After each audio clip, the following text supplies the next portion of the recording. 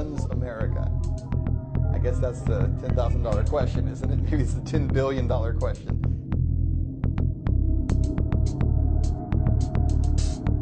America and most countries of the world really are run by a very small percentage of the population. Not even the President of the United States. It's the money men.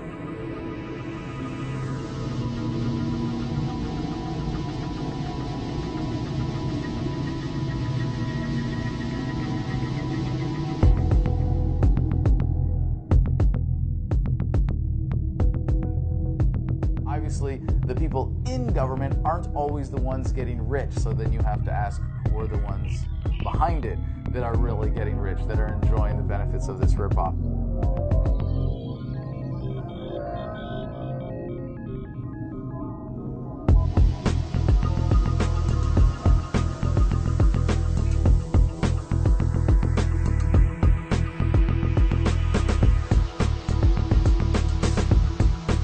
What happens if we slice through the back of that system? Set aside the system, you know, how you approach the power of the United States of America, how you lobby for a bill, how anyone can become president, how anyone can appeal to the people and ask for them to be voted into office. What happens if you go behind the scenes and just open the panel door and see how the system of power is really wired?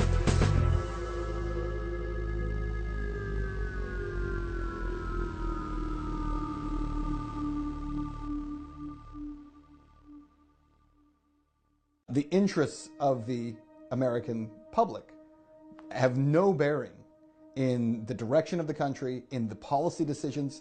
It doesn't matter which party we're talking about either. Republicans, Democrats, it's all the same thing. There is no voice for the people. I think we're being controlled by a relatively small group of extremely powerful individuals that are pretty much pulling the strings behind both major parties, as well as the economic and financial institutions. We're supposed to have the people being represented by the Congress, and this is a check and balance system.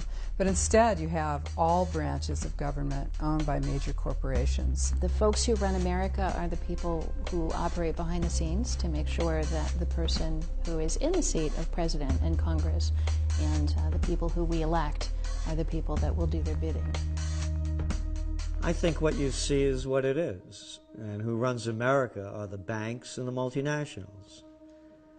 It's as simple as that as I see it. And they're the ones that have made all the decisions that have put us in the place that we're in now. In 1937, Ferdinand Lundberg, who'd been a writer with the Wall Street Journal and other financial publications, wrote a book called America's 60 Families. And in that book, he documented that the country was being run by an oligarchy of the wealthiest families, including the Mellons and the DuPonts and the Morgans and the Rockefellers and the Warburgs. And he showed that they were running the country as an invisible government behind the democracy that we see upon the surface. In fact, a study by Princeton University has come out saying that the United States is more of an oligarchy than it is a republic or democracy. Why? Because the public has no say in the policies and in the system that's been set up by politicians. Go back to 2008. Financial crisis is going on.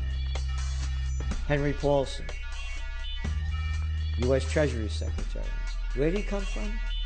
Goldman Sachs, right, CEO.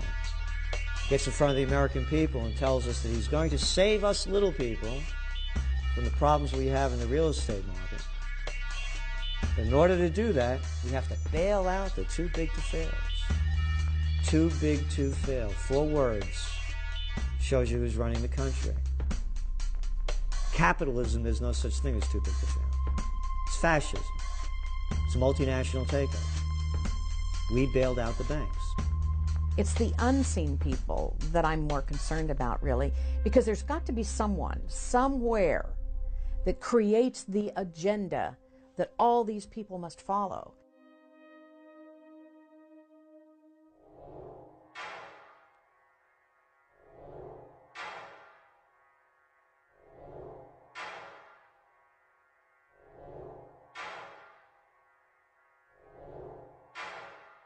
In the late 19th century, wealthy monopolists, most prominently John D. Rockefeller and J.P. Morgan, were growing in economic and political power. Americans were increasingly alarmed at Wall Street's domination of both the Democrat and Republican parties. This led, in the 1890s, to the formation of the grassroots Populist Party. The Rockefeller-Morgan axis decided to distract Americans with a new enemy: Spain. The choice was not coincidental. Spain ruled Cuba, which by the 19th century had become the world's richest colony and largest sugar producer. National City Bank coveted Cuba's white gold as a complement to Standard Oil's black gold. The Yellow Press, led by William Randolph Hearst, New York Journal, began inundating Americans with fabricated tales of Spanish oppression. Spaniards feeding Cubans to sharks, roasting Cuban priests, slaughtering hospital patients where no hospital even existed. The decision to send the Maine to Havana was made at a secret White House meeting of which no minutes were kept. The Spanish government was not expecting the Maine when it sailed into Havana Harbor. Captain Charles Sigsbee, captain of the Maine, said, "It became known to me afterward that the Maine had not been expected, even by the United States Consul General." By what oversight was no one in Havana notified of the battleship's arrival? However, no shooting erupted. The Spanish permitted the Maine to dock. For 3 weeks, the Maine sat in Havana Harbor. In the meantime, the Yellow Press drove anti-Spanish feelings to fever pitch. William Randolph Hearst paid bribes to have the correspondence of the Spanish ambassador spied upon. One letter, critical of McKinley, was stolen and reprinted in Hearst's journal under the headline, "The Worst Insult to the United States in Its History." 2 days later, a horrific explosion tore apart the Maine. 266 men were killed. A U.S. Naval Court of Inquiry attributed the explosion to an external device, but was unable to assign any blame. The Yellow Press had no reservations. The bombing, they claimed, was the work of the Spanish government. Americans were goaded into war with the battle cry, "Remember the Maine." Here, Spain is depicted as a semi-human brute, its bloodied hand on the grave of the Maine, and its foot trampling an American flag. The war was immortalized in American public memory by one-sided naval victories. Teddy Roosevelt and his Rough Riders. And the charge up San Juan Hill. But did Spain really sink the Maine? All Spanish documents reveal that Spain wished to avoid war with America at all costs. Her mostly wooden navy could not hope to compete with the modern U.S. Navy, which consisted increasingly of steel ships. Admiral Cervera, who commanded Spain's Atlantic Squadron, warned his government of our lack of everything that is necessary for a naval war, such as supplies, ammunition, coal, provisions, etc. We have nothing at all. A provocative act against America, such as sinking the Maine, was clearly the last thing desired by the Spanish. But who did want to sink the Maine? Detectives often solved crimes by examining who profited from them. To help finance the war, the Rockefellers' National City Bank loaned the U.S. government $200 million. No income tax then existed. To help repay the loan, a telephone use tax was levied on the American people. It remained in effect for over a century. The loan was negotiated by Assistant Treasury Secretary Frank Vanderlip. After the war, National City Bank made Vanderlip its president. In that capacity, as we will see, he participated in the infamous Jekyll Island meeting, where the Federal Reserve Bank was secretly created. Mark Twain wrote, "When the smoke was over, the dead buried, and the cost of the war came back to the people, it suddenly dawned on us that the cause of the Spanish-American War was the price of sugar." The Rockefeller-Stillman National City Bank benefited most directly from it, for Cuba, soon afterward, became dotted with National City branches, and the Cuban sugar industry gravitated into national cities' hands. The Spanish-American War was the first war that persuaded Americans that the purpose of our military was not just self-defense, that we had to go overseas and fight wars on other people's behalf, and that became a pattern that continued ever since.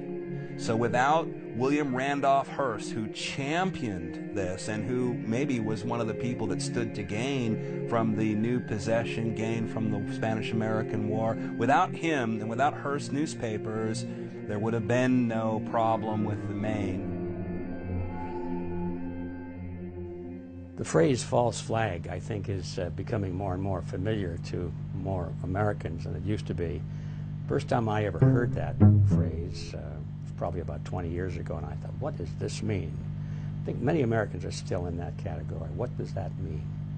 Well, first off, so people understand what we're talking about with false flags, that goes back to the days of the old sailing ships, and everybody had their country's flag. And the idea was, it took a long time for two sailing ships to approach each other, and so they wanted to get up close so they could attack, and so they would put another country's flag up. Say they were pirates, they'd put a British flag up and then get right next to you. Then they'd run up the pirate flag and board your ship. So that's where it became known as a false flag. The event seems to be something other than what it truly is. False flags, when you cover them, first of all, it's a tough term to even use, right? Because as soon as you say false flag, we've started conditioning people to see that as conspiratorial. And when anything's conspiratorial, that means it's not true, right? Because if you listen to most media, a conspiracy theorist or conspiracies are all urban legends, right? They're all myths. When in fact, there are many, many conspiracies all throughout American history and world history. It's not even controversial to say that the United States has used false flag because it's now documented. It's a part of history.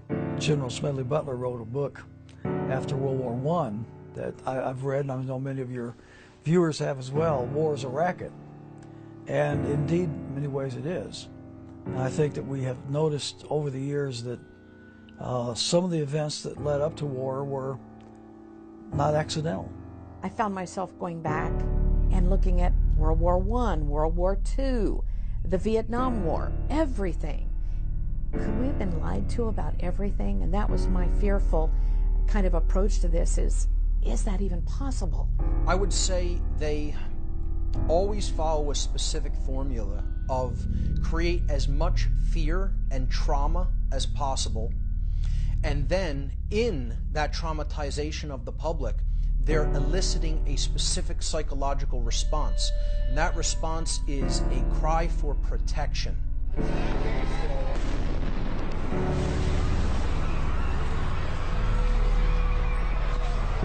False flags have always been necessary to generate the kind of fear of outsiders or the imagined enemy that governments need in order to support the ridiculous policy of war in the first place.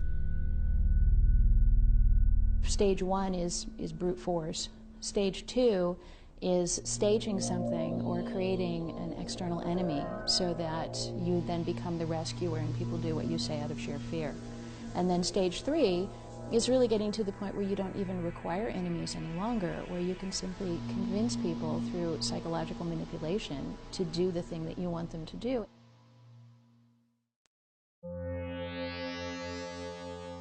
(1915). World War I is underway. Britain is at war with Germany. America has not yet joined the conflict. May 7th. A British ocean liner, RMS Lusitania, is on her way from New York to England. Nearly 200 Americans are among the passengers. 2:10 p.m., off Ireland's southern coast, a torpedo from a German U-boat strikes the Lusitania. More than 1,000 on board lose their lives.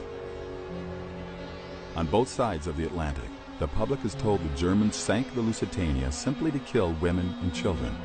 The tragedy fans outrage and moves America closer to declaring war. In propaganda, Germany replaces Spain as the ape. Because nearly every conflict the U.S. has been involved in the 20th century has been based on a false flag pretext event, and the Lusitania is no different. That's how they got us into World War I. At the time, statesmen, senators, the American people in general wanted to mind their own business. They had a great industrial engine inside the United States. They were able to freely trade throughout the world and had no reason to engage in World War I. It wasn't their business. But unfortunately, the moneyed powers had other interests at hand. At that point in the war, passenger ships and merchantmen were being armed. They'd been given orders to ram submarines. The submarines had no choice but to fire without warning. Why did the Germans really sink the Lusitania? Because her hull was loaded with munitions.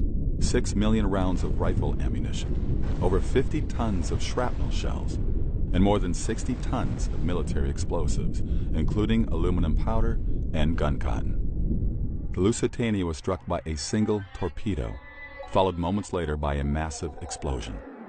The mighty ship disappeared beneath the waves in just 18 minutes. At the U.S. hearing investigating the incident, a critical piece of evidence went missing. President Woodrow Wilson ordered that the Lusitania's original manifest listing her munitions be hidden in the archives of the U.S. Treasury. Even more significant, evidence the Lusitania was deliberately sent to her doom. That the Lusitania was hauling munitions to the British that were going to be used against Germany in the war. And so the Germans took it out of the game. Prior to the incident, Winston Churchill, then head of the British Admiralty, had ordered a study done to determine the political impact if the Germans sank a British passenger ship with Americans on board. President Woodrow Wilson's top advisor, Edward Mandell House, was in England at the time as Wilson's emissary. In the morning, on the day the Lusitania sank, House met with Edward Grey, Britain's foreign minister. House recorded. We spoke of the probability of an ocean liner being sunk, and I told him if this were done, a flame of indignation would sweep across America, which would in itself probably carry us into the war. House and Grey then met with King George V at Buckingham Palace. House wrote, We fell to talking strangely enough of the probability of Germany sinking a transatlantic liner. The king said, Suppose they should sink the Lusitania, with American passengers on board. That afternoon, the Lusitania was torpedoed. The British Admiralty had been well aware of a U-boat's presence in the South Irish Sea, from decoded intercepts of German naval communications and reports of the sub's activity in that region. Contrary to protocol, no warships were sent to escort the Lusitania, even though 4 destroyers were lying idle in the nearby port of Milford Haven. Commander Joseph Kenworthy, then in British Naval Intelligence, wrote, The Lusitania was sent at considerably reduced speed into an area where a U-boat was known to be waiting, and with her escorts withdrawn. 2 leading books in this affair are The Lusitania by British historian Colin Simpson and Room 40 by Patrick Beasley. Beasley, considered the leading authority on the history of British naval intelligence, wrote, I am reluctantly driven to the conclusion that there was a conspiracy deliberately to put the Lusitania at risk, in the hopes that even an abortive attack on her would bring the United States into the war. When the ship was blown up containing American passengers, it became the raison d'entrée into World War I. It was an outrageous and insidious enough event that Americans were reluctantly able to muster themselves and enter the war.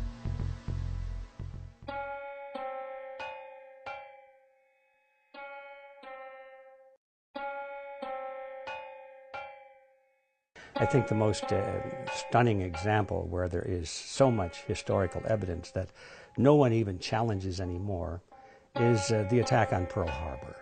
Every time that anniversary comes around, we focus on Pearl Harbor Day because we want people to know the truth and want them to stop buying into the lies. December 7th, 1941. The Japanese Navy attacks the United States fleet at Pearl Harbor in Hawaii, sinking or heavily damaging 18 naval vessels and leaving over 2,000 Americans dead. This is the event that propels America into World War II. I had pretty much the same view that most Americans have, and that it was a dastardly attack. As President Roosevelt said, it was a day of infamy, you know. It goes down in history now for having been such a sad, sad time. December 7th, 1941, a date which will live in infamy. The United States of America was suddenly and deliberately attacked by naval and air forces of the Empire of Japan.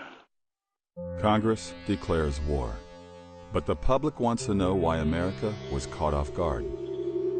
President Roosevelt appoints a commission to answer this question. The Roberts Commission was headed by Owen Roberts, a Supreme Court justice friendly with Roosevelt. The Roberts Commission declared that Washington officials had discharged their duties in an exemplary fashion. The fault for Pearl Harbor, it concluded, lay with their commanders in Hawaii, Pacific Fleet Commander Admiral Husband Kimmel and General Walter C. Short, the Army commanders in Hawaii. It's alleged these men failed to take adequate defensive and surveillance measures. The words dereliction of duty blazed on headlines across the country. Kimmel and Short were flooded with hate mail and received multiple death threats. It was claimed their negligence caused the deaths of thousands of Americans. Some members of Congress said the pair should be shot. Kimmel and Short, however, protested the Roberts Commission findings. Roberts had run an unusual hearing. Initially, evidence was heard without being recorded. Statements not made under oath. Kimmel and Short were denied the right to question witnesses or have fellow officers serve as legal counsel. The Commission's report omitted significant testimony. But we know behind the scenes that FDR knew quite a bit more. He was warned. And even behind that, FDR's shadow cabinet of advisors in the Council on Foreign Relations were provocating things behind the scenes. The American people were never meant to know the truth. In 1944, a congressional resolution mandated the trials. That August, the Navy Court of Inquiry and the Army Pearl Harbor Board convened. At these proceedings, the attorneys for Kimmel and Short presented proof that Washington had complete foreknowledge of the Pearl Harbor attack, but had withheld this information from the commanders in Hawaii. We needed one thing, which our own resources could not make available to us. That vital need was the information available in Washington from the intercepted dispatches, which told when and where Japan would probably strike. It is my conviction that action by the Navy Department at any one of these significant dates in furnishing me the information from the intercepted messages would have altered the events of December 7, 1941.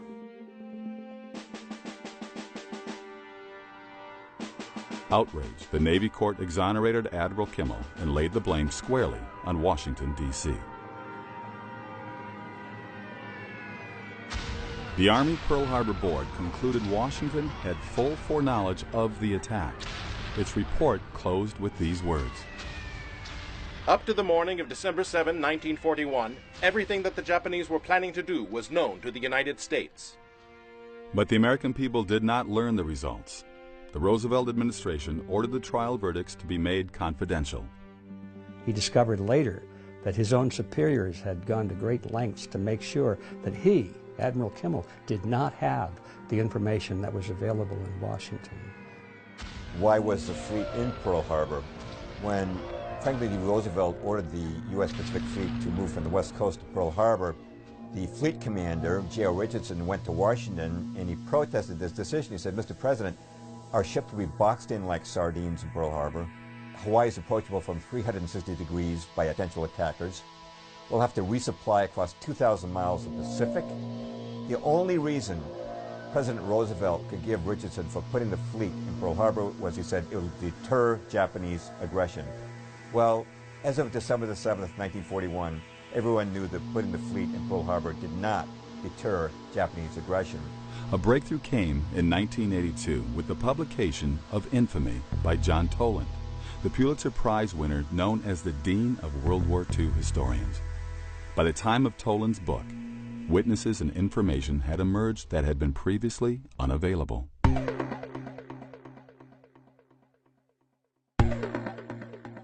How did Washington know Pearl Harbor was coming? First, through decoded diplomatic messages. The Japanese used a code called Purple to communicate with their embassies and major consulates. Its complexity required enciphering and deciphering by machine. The Japanese considered the code unbreakable. But in 1940, U.S. Army cryptanalysts cracked it and devised a facsimile of the Japanese machine. As a result, U.S. intelligence was reading Japanese diplomatic messages, often on a same-day basis. Copies of the deciphered text were promptly delivered to President Roosevelt, as well as Army Chief of Staff General George Marshall and Secretary of State Cordell Hull. These messages revealed that the Japanese planned to rupture relations with America and had ordered their Berlin embassy to inform the Germans, their allies, that the breaking out of war may come quicker than anyone dreams. We were not going to go back into Europe because it had cost so many American lives in World War I, which was already dubbed the war to end all wars. Why would we possibly go back again when the American people knew full well it wasn't in their interest? Pearl Harbor was absolutely necessary because, like all Democrats, FDR ran on a non-intervention and no-war platform. There's absolutely no way that the people would have again been sucked into this meat grinder. So although that is not classically a false flag because the Japanese actually did the attack, it fits under that umbrella because we find out that the U.S. government wanted the Japanese to attack. They left certain ships all next to each other so they could be more easily hit and got the more expensive and newer and more capable ships out of there so that they would not become collateral damage. Brigadier General Elliot Thorpe was the U.S. military observer in Java, then under Dutch control. In early December 1941, the Dutch Army decoded a Japanese dispatch forecasting an attack on Hawaii. They passed the information to Thorpe, who was so alarmed he sent Washington a total of 4 warnings. Finally, the War Department ordered him to send no further warnings regarding Pearl Harbor. Duško Popov was a Yugoslavian double agent whose true allegiance was to the Allies. Through contact with the Germans, Popov realized the Japanese were planning to bomb Pearl Harbor. He notified the FBI. Subsequently, FBI Director J. Edgar Hoover stated that he had passed this information on to Roosevelt. Iowa Senator Guy Gillette and Texas Congressman Martin Dies also later stated they had received advance information concerning the attack, which they shared with the president. Roosevelt told them to leave it in his hands. In Day of Deceit, The Truth About FDR and Pearl Harbor, Robert Stennett proved from documents obtained through the Freedom of Information Act that Washington was not only deciphering Japanese diplomatic messages, but naval dispatches also. The most significant was sent by Admiral Yamamoto to the Japanese First Air Fleet on November 26, 1941. The task force, keeping its movement strictly secret and maintaining close guard against submarines and aircraft, shall advance into Hawaiian waters, and upon the very opening of hostilities, shall attack the main force of the United States fleet and deal it a mortal blow. The first air raid is planned for the dawn of X day. Exact date to be given by later order.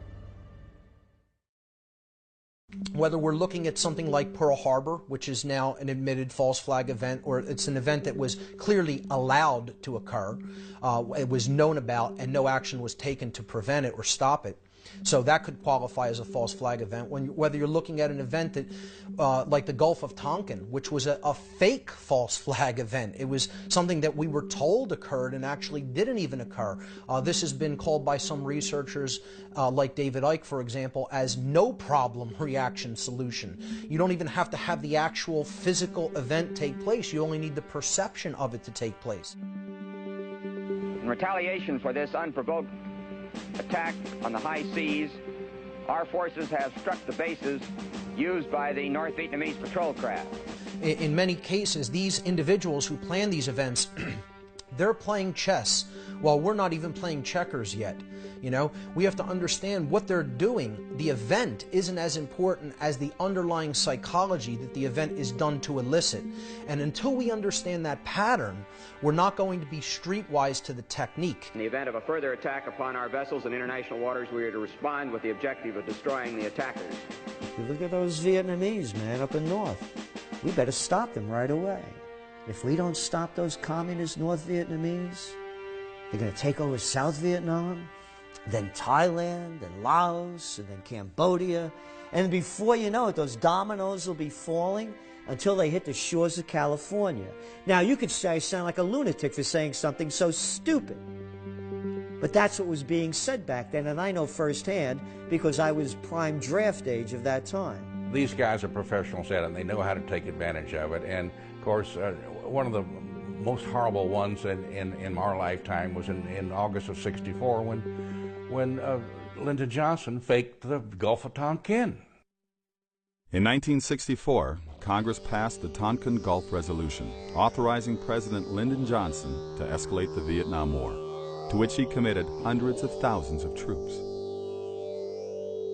The justification given for the resolution was two alleged attacks on U.S. destroyers by Vietnamese torpedo boats in the Tonkin Gulf, August 2nd and August 4th, 1964. Johnson described the first attack as an unprovoked assault against a routine patrol. Actually, the destroyer was supporting a South Vietnamese military operation against the North. The second attack never occurred. Admiral James Stockdale, recipient of the Congressional Medal of Honor, was then a pilot stationed in the Tonkin Gulf. Later shot down, he spent 7 years in a POW camp. After returning home, he summarized his experiences in his book, In Love in War. Stockdale was called to the scene of the alleged August 4th attack, but saw no Vietnamese boats during 1.5 hours of overflight. Well, I was over those destroyers for over an hour and a half, below 1,000 feet, lights off, watching everything they did. I could hear them chit-chatting on the radio, the Maddox and the Joy. They seemed to have some intermittent radar targets. I took it upon myself to get out there where they thought a boat was and try to kill it if they didn't. But it was fruitless. And I'd go down there and there was nothing. I felt it was a bad portent that we seemed to be under the control of a mindless Washington bureaucracy, vain enough to pick their own legitimacies regardless of the evidence. Today, very few people dispute that the Tonkin Gulf incident didn't take place. Later, it was revealed that the Tonkin Gulf Resolution was written before the alleged incident. The document was simply awaiting on an excuse to activate it. The whole Gulf of Tonkin incident, a lie by slimy little people like Robert McNamara and LBJ. And every one of those people knew it was a lie, and they sacrificed the lives of 60,000 American boys, destroyed the lives, limbs, and minds of hundreds of thousands of others, killed over 3 million Vietnamese, napalmed it, Agent Oranged it on lives. They died in a just cause for defending freedom, and they will not have died in vain. The main justification currently given for the Iraq War, bringing freedom and democracy to the Iraqi people, was not the original reason presented. The next mushroom cloud you see, maybe one of Saddam Hussein's weapons. You remember that one? Last November 8th, this council passed Resolution 1441 by a unanimous vote. The purpose of that resolution was to disarm Iraq of its weapons of mass destruction. It was claimed Saddam Hussein possessed weapons of mass destruction, or WMDs, threatening world security. This council placed the burden on Iraq to comply and disarm, and not on the inspectors to find that which Iraq has gone out of its way to conceal for so long. There is only one truth, and therefore I tell you, as I have said on many occasions before, that Iraq has no weapons of mass destruction whatsoever. After the invasion, Chief U.S. Weapons Inspector David Kay acknowledged months of searching had turned up no weapons of mass destruction in Iraq. In his opinion, they hadn't existed there since the 1991 Gulf War. Why aren't there any war crime tribunals for these people? Who knew what when? Either you are with us or you are with the terrorists.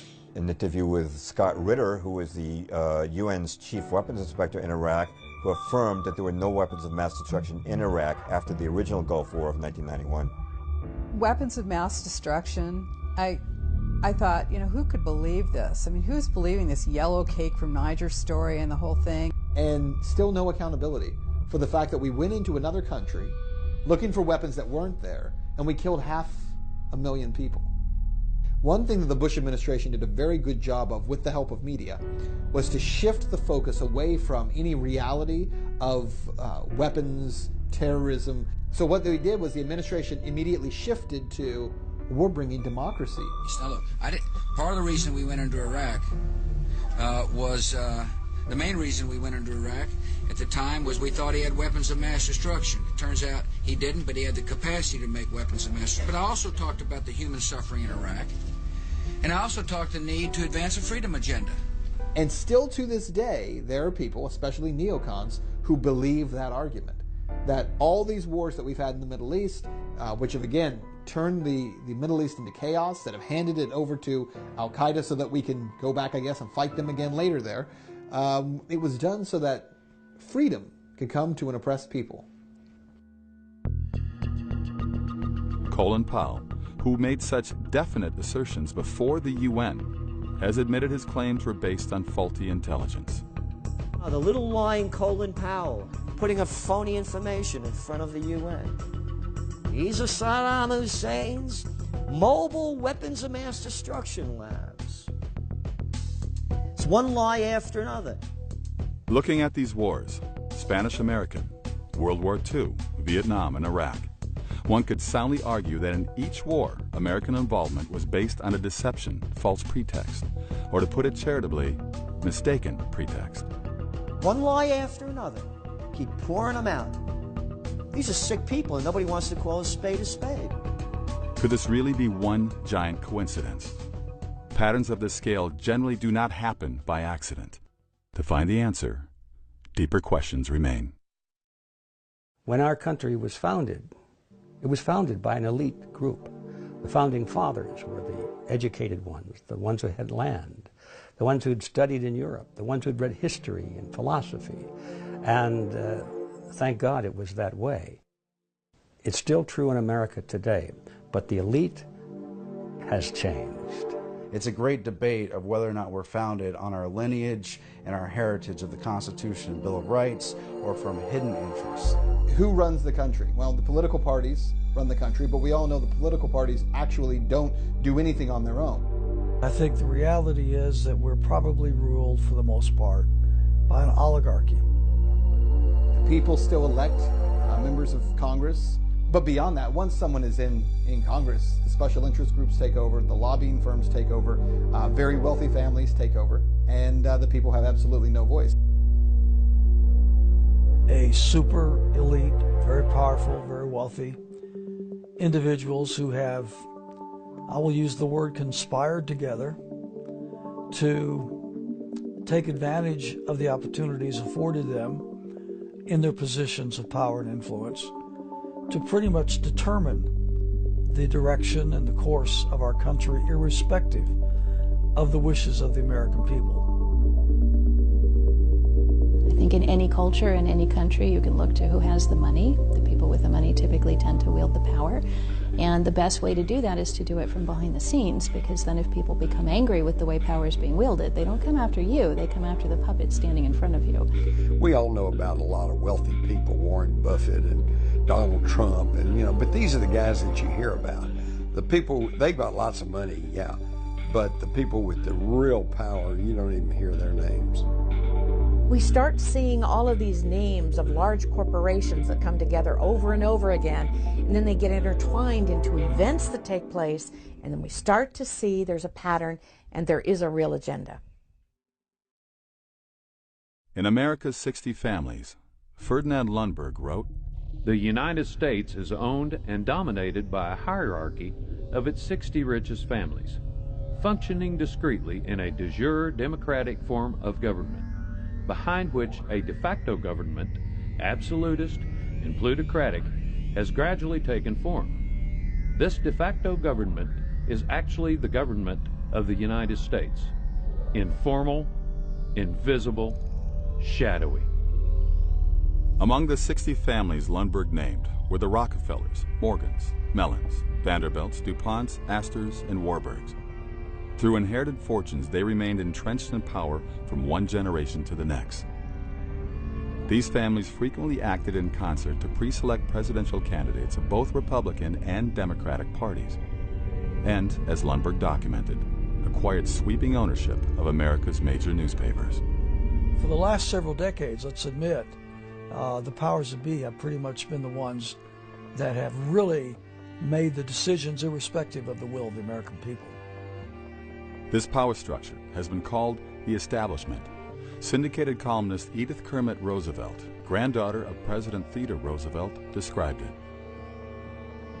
Establishment is a general term for the power elite in international finance, business, and government, who wield most of the power regardless of who is in the White House. Most people are unaware of the existence of this legitimate mafia, yet the power of the establishment makes itself felt from the professor who seeks a foundation grant to the candidate for a cabinet post or State Department job. It affects the nation's policies in almost every area.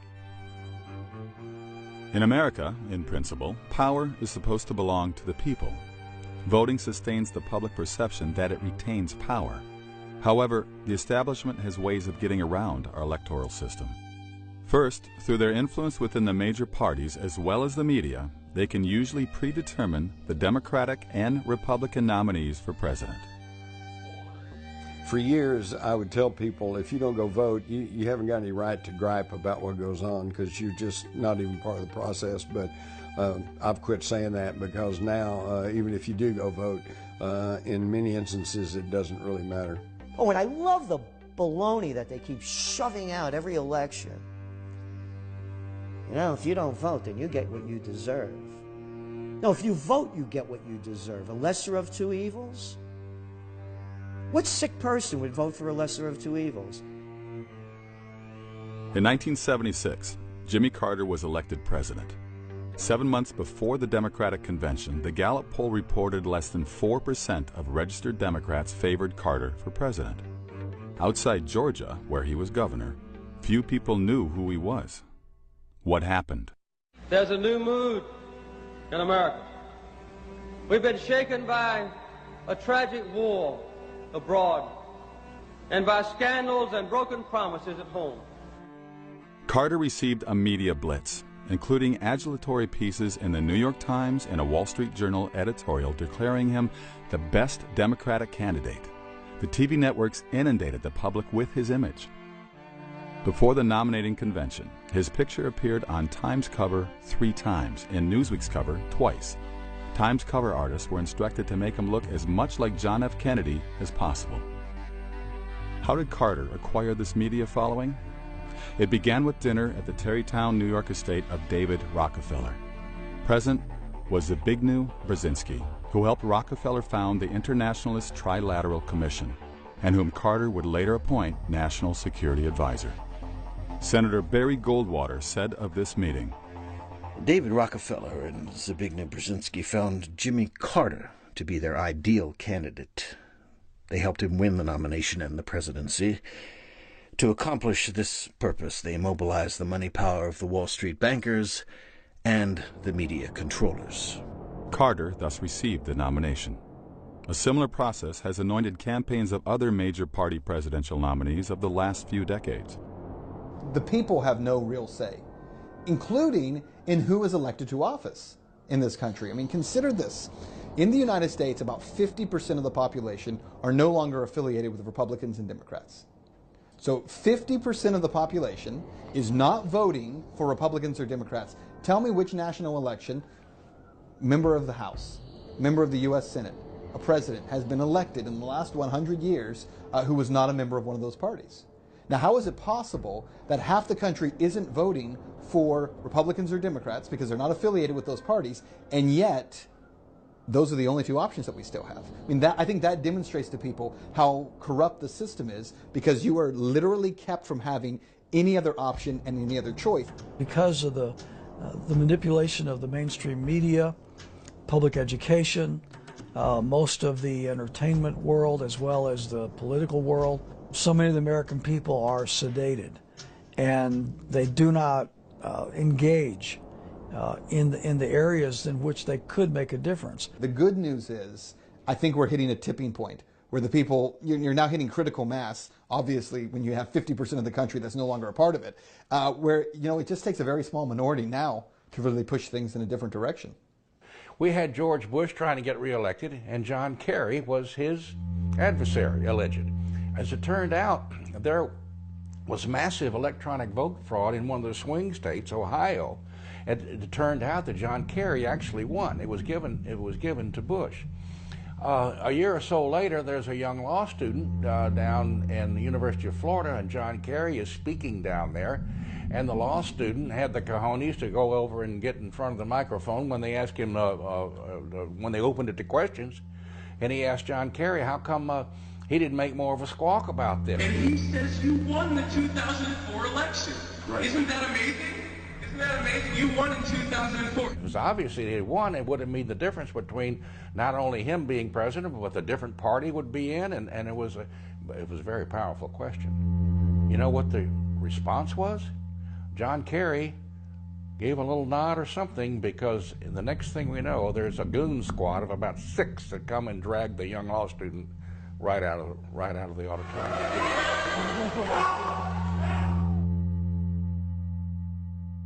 However, the establishment has an even more powerful means of influencing the will of the people. The most important is the Council on Foreign Relations, or CFR, headquartered in New York City. Though virtually unknown to the public, the Council dominates cabinets of both Republican and Democratic presidents.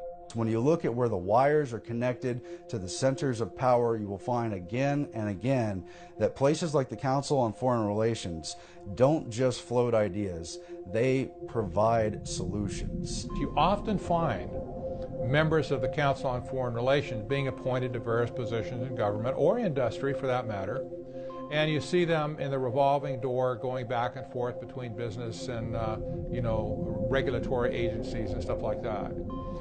The big question is, how substantive is the CFR on global affairs?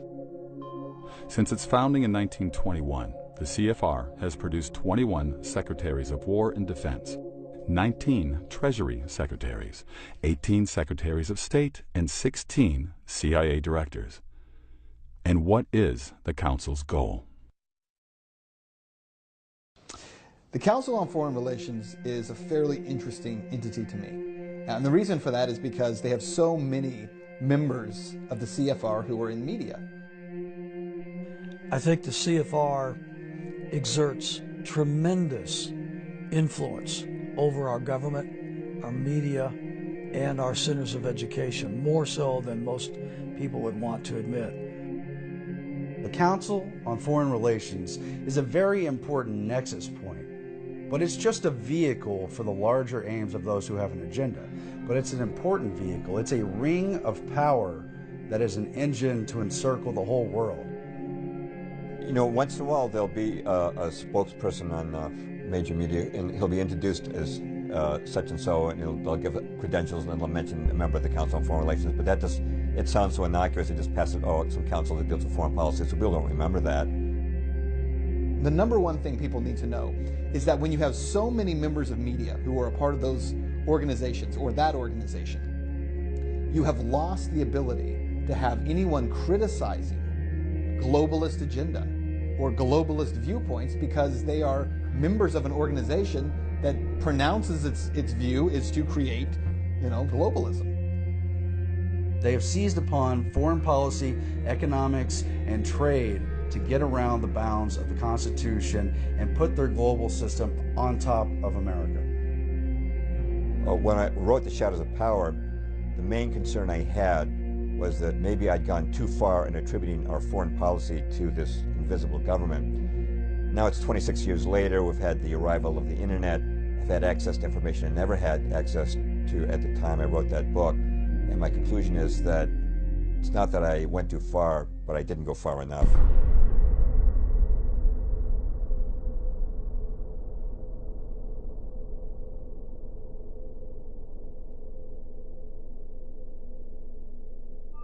When the Council on Foreign Relations was formed and the decision was made at a dinner at the Majestic Hotel in Paris in 1919 after the bankers got the word that the Senate had rejected the Versailles Treaty, so we weren't going to become embroiled in the League of Nations. So there was an organization created. It was in Britain, it was the Royal Institute of International Affairs. In America, it was the Council on Foreign Relations, like sister organizations. These roundtable groups were put into formation to steer nations and steer their policies rather than control them overtly through direct leadership. They worked through secret maneuvers. The Cecil Rhodes Secret Foundation Trust had been involved not in nation building but in nation manufacturing in the southern part of Africa. And now they wanted the entire world. Now, how do they control American government policy? The number one way is by serving as a recruiting ground, the recruiting ground for cabinet-level positions. You've probably noticed that a lot of people in U.S. cabinets come from the big multinational corporations. How does that happen? Well, the Council on Foreign Relations will invite executives from Citibank or Exxon or Halliburton or Bechtel into the council. They'll attend maybe a study group, attend some dinners, hear some speeches by people like Henry Kissinger, Zbigniew Brzezinski. Now they become experts on policy, and now you see them showing up in the State Department or another major department. When you have one organization controlling the cabinet with a uniform viewpoint, whether the president is Republican or Democrat, naturally you're going to get uniform policies. Here are some of the prominent members of the CFR, Council on Foreign Relations. George Herbert Walker Bush, Bill Clinton, Sandra Day O'Connor, Dick Cheney, Les Aspin, Colin Powell, Robert Gates, Brent Scowcroft, Jesse Jackson Sr., Mario Cuomo, Dan Rather, Tom Brokaw, David Brinkley, John Chancellor, Marvin Cobb, Diane Sawyer, Barbara Walters, Cyrus Vance, Paul Volcker, Henry Kissinger, George Shultz, Bruce Babbitt, Howard Baker, Samuel Berger, Elaine Chao, Dianne Feinstein, Ruth Bader Ginsburg, Chuck Hagel, Gary Hart, John McCain, George Mitchell, Bill Moyers, Jay Rockefeller, Donna Shalala, Strobe Talbot, Fred Thompson, Robert Zoellick, Richard Nixon, Hubert Humphrey, George McGovern, Gerald Ford, Jimmy Carter, John Anderson, Walter Mondale, Michael Dukakis, Al Gore, John Kerry, on and on. I mean, you notice first of all that you're talking Republicans and Democrats, conservatives and liberals. You're talking people in every area of government and news media. You're talking education establishment. You're talking basically the key establishment institutions of the country are all infiltrated with Council on Foreign Relations members. Why is this institution so powerful that no matter whether it's a Republican or a Democrat in the White House, they are going to fill their administration with members of the CFR? Admiral Chester Ward, former Judge Advocate General of the U.S. Navy, was a CFR member for 16 years. Before resigning in disgust, he stated the Council's objective. Submergence of U.S. sovereignty into an all-powerful one-world government. This lust to surrender the sovereignty and independence of the United States is pervasive throughout most of the membership. This is a man who was also invited to become part of the CFR and was a member for a few years until he recognized what the CFR was all about. After finding that out, he withdrew his membership from the CFR, and then he did his best to inform the American people as to what the CFR was all about. The Council's journal, Foreign Affairs, has pushed for world government for over 90 years. In its first year of publication, 1922, it declared, Obviously, there's going to be no peace or prosperity for mankind so long as it remains divided into 50 or 60 independent states. The real problem today is that of world government. When you put all of that together, you recognize that the CFR, the Trilateral Commission, is nothing more but an elaborate attempt to, as they say themselves, make an end run around national sovereignty, diminish the independence and autonomy of the United States, and merge it into this global governing institution that they, of course, foresee themselves running.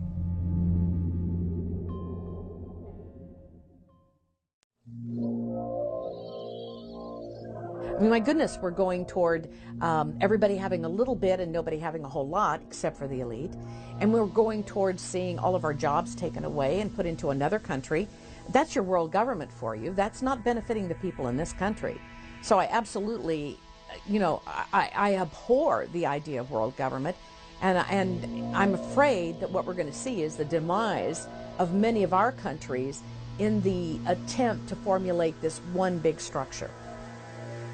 And it's obvious to see, okay, there are these very rich and powerful people meeting at, under the guise of the CFR or the Bilderberg Group or a bunch of other things. But it really doesn't matter. The fact is the superclass exists. That's the problem.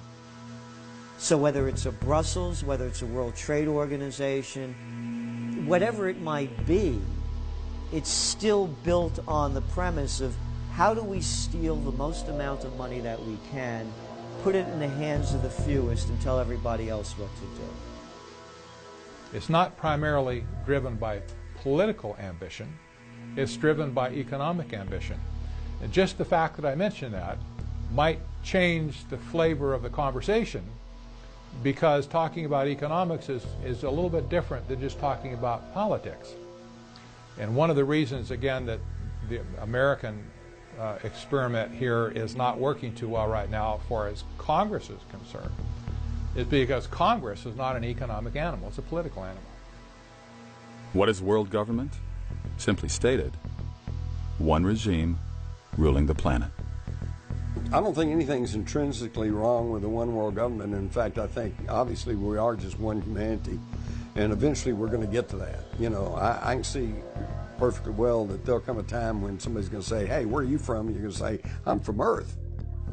Okay? But the problem is, are we going to do this voluntarily? And are we all going to agree that we're going to have a world government and that we all have some sort of representation and the thing's done equitably and fairly, Or are we going to have a handful of wealthy, egotistical, sometimes psychopathic people who want to control the world, who are going to foist it off on us?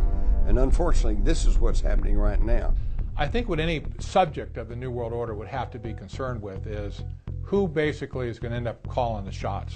Obviously, most people aren't thinking it all the way through. They have to realize that there's a difference between just saying we should have world government to put an end to war, and then asking the next question, but wait a minute, what kind of world government will this be? It might even be worse than war. Countries act as a check and balance on each other. If one nation becomes despotic, another nation can rise up and stop it. If you had a one world government, it would set up the most unrestrained tyranny in history. Already in the United States, with a population of over 300 million, you may be able to meet your representative, but your likelihood of knowing your representative as an average citizen is next to nothing. You may not even know who he or she is. It only works in utopia. And so while this is something we might all strive for, without a massive shift in global consciousness, it's impossible. Such a development is less remote than it may sound at first. It is being established progressively now. Modeled in Europe, where once mighty nations that oversaw empires such as Britain and Spain are becoming more like provinces of the European Union. Parliaments of EU countries grow increasingly subservient to the European Parliament. Laws are becoming more uniform throughout the Union. National currencies are consolidating into the euro. The European Court of Justice can issue arrest warrants against citizens of member countries. Advocates of world government are planning a universal version of the EU model for the entire planet. When you give up your identity as an individual nation, what you're essentially doing is giving up the identity of your people and the individuals within your society. Now they're just part of this kind of globalist worldview, and they don't have value anymore. So when we see what's happening in the Veneto region, when we see Scotland now saying that they are looking for independence, when we see Catalonia saying they want independence, if you believe in individual liberty, you should celebrate those movements, because what those entities are essentially saying, as people, as individuals, we believe that we're more than just a member of your larger European Union, your larger global union, and instead we want to be able to create goods and services, be paid for our labor, be paid for our work, and if we have to pay taxes, we should see a return on those taxes within our own communities. In a globalist world, you never see that return. Globalists justify world government by promising peace and prosperity. Their traditional argument has been that nothing is worse than war. And wars occur because the world is divided into nations who keep fighting. They say if we replace nations with a world government, war would end. And mankind would live as one happy family in peace and prosperity. However, this pretext is flawed. Rudolf Rummel, Professor Emeritus of Political Science at the University of Hawaii, published a study demonstrating that in the 20th century, 6 times more people were killed by their own governments than by wars. In other words, wars are not the deadliest thing. Governments are.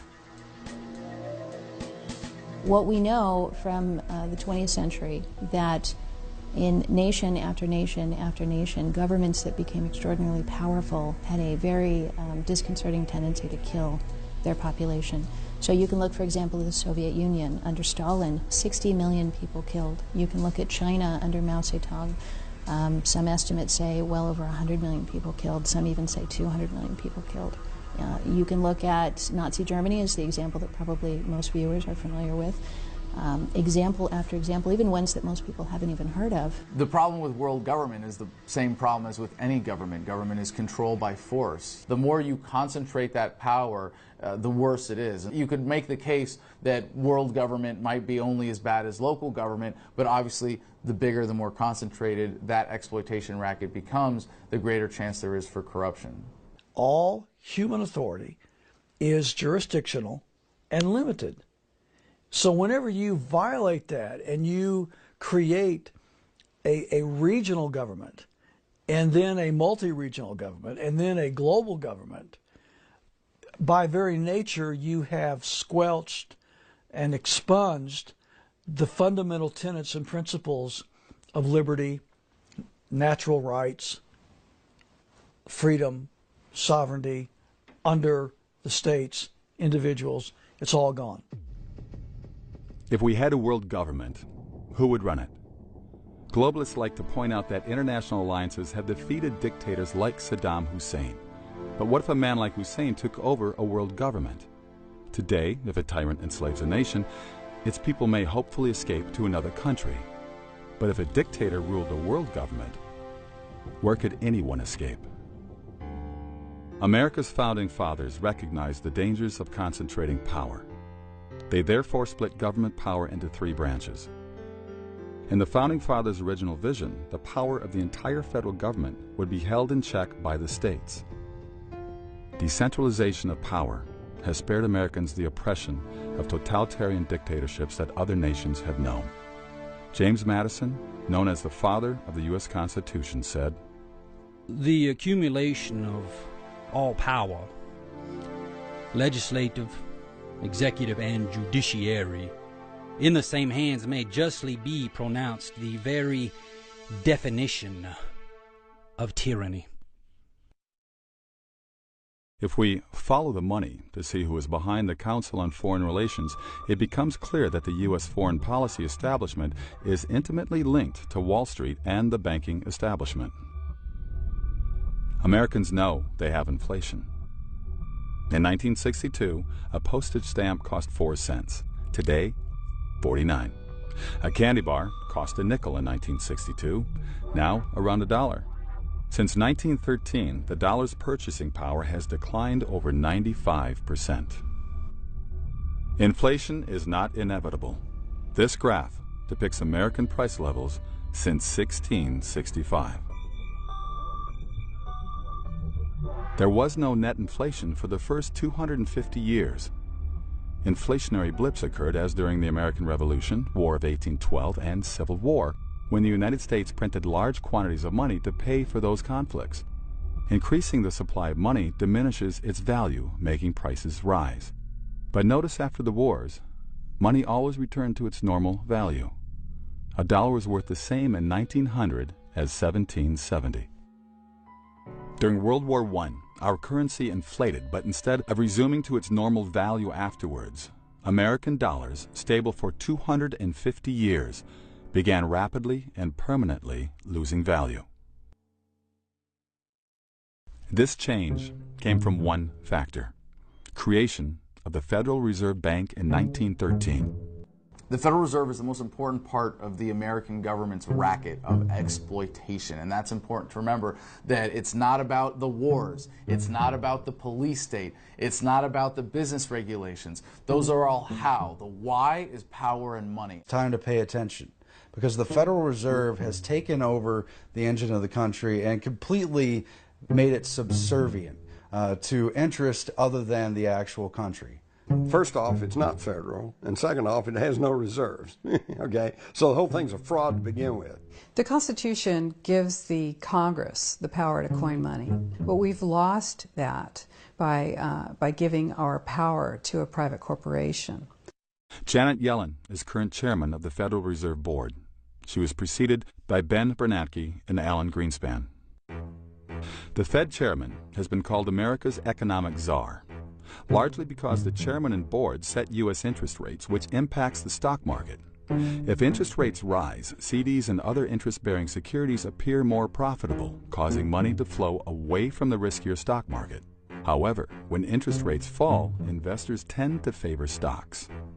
Janet Yellen, the Fed chair, the new Fed chair, is going around saying that she will continue these policies of this quantitative easing, as it's called, which is essentially just the printing of money, and they're going to continue it until they can get the unemployment rates down. And she gives examples. She's talking like a president now, giving examples of the young woman that she's met in this community who struggles because she works multiple jobs. She's a single mom, and it's very difficult for her. Yeah, well, I'm sure it is difficult for her.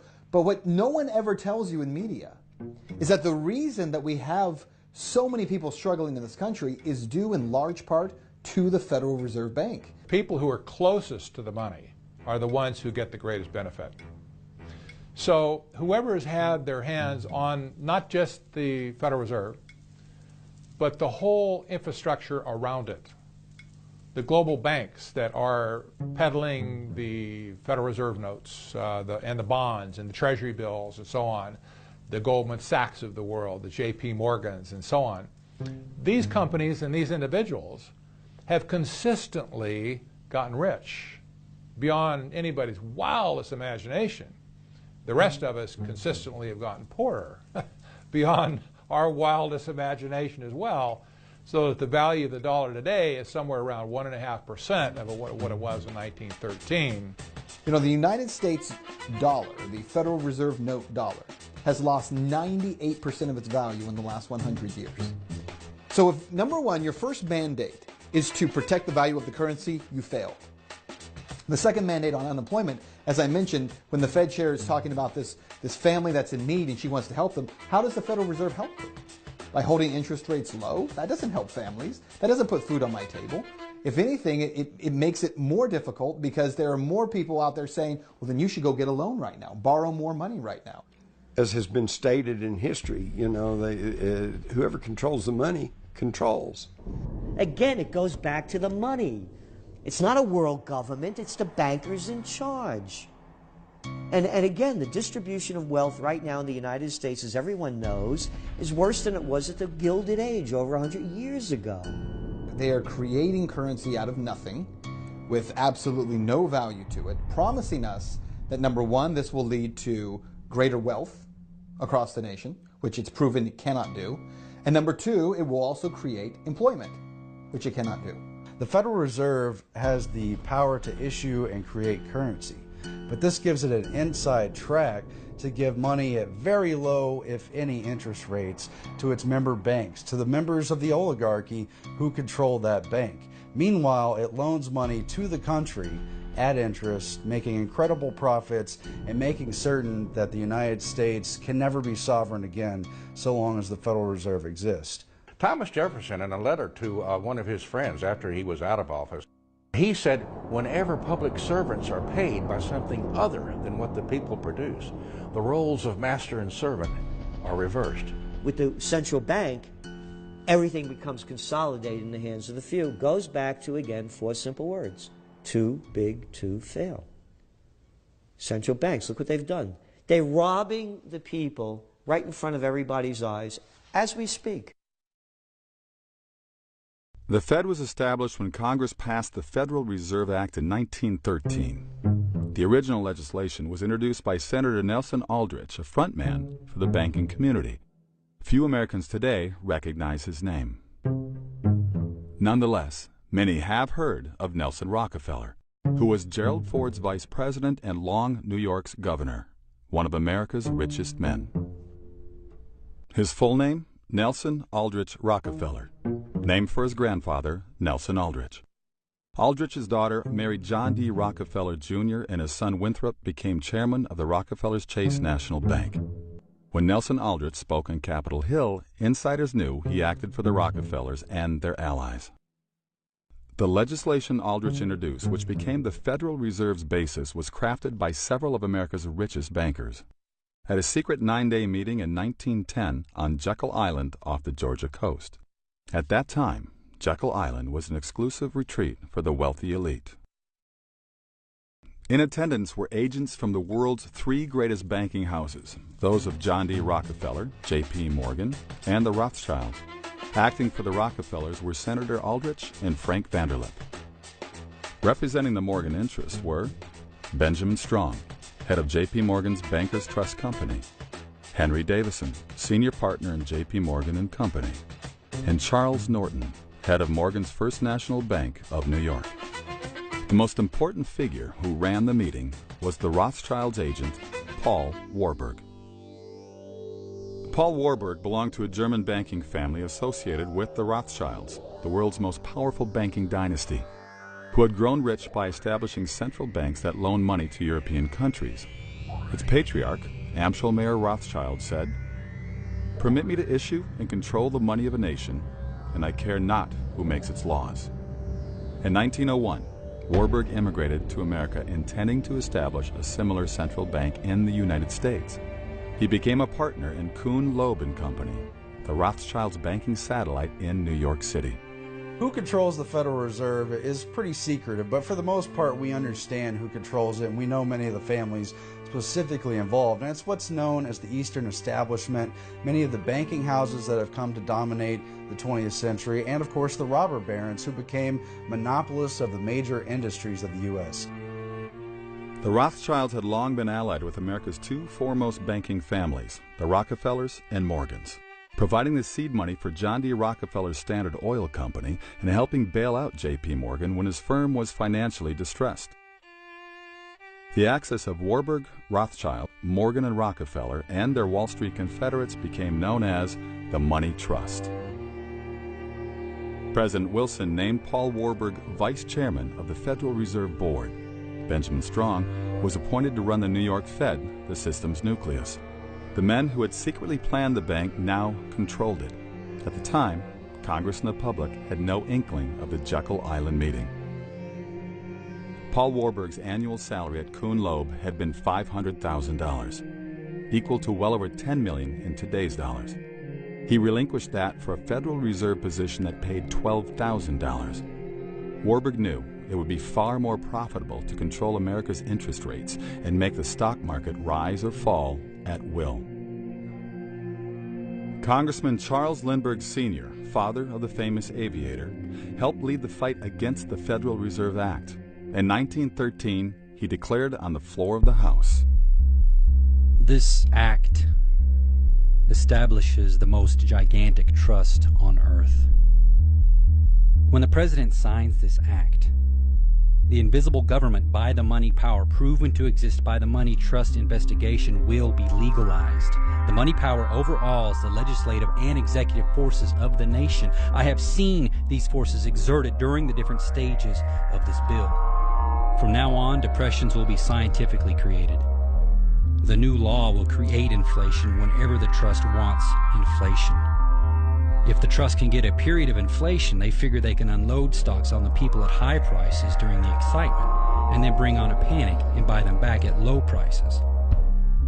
The people may not know it immediately, but the day of reckoning is only a few years removed. The day of reckoning, Lindbergh predicted, came with Black Thursday in the great crash of 1929. The crash wiped out millions of small investors, but not the money trust. Warburg, Rockefeller, Morgan, Bernard Baruch, and other top insiders had already exited the market. Although friendly biographers attribute their perfectly timed departure to their fiscal wisdom, fiscal foreknowledge of the Federal Reserve policy they controlled rigged the game in their favor. The Federal Reserve nearly doubled the discount rate between January and August of 1929. The bankers also pressured stocks down by heavily selling the market short and massively calling loans on investors who had borrowed to invest in stocks, forcing the borrowers to sell stock to repay the loans.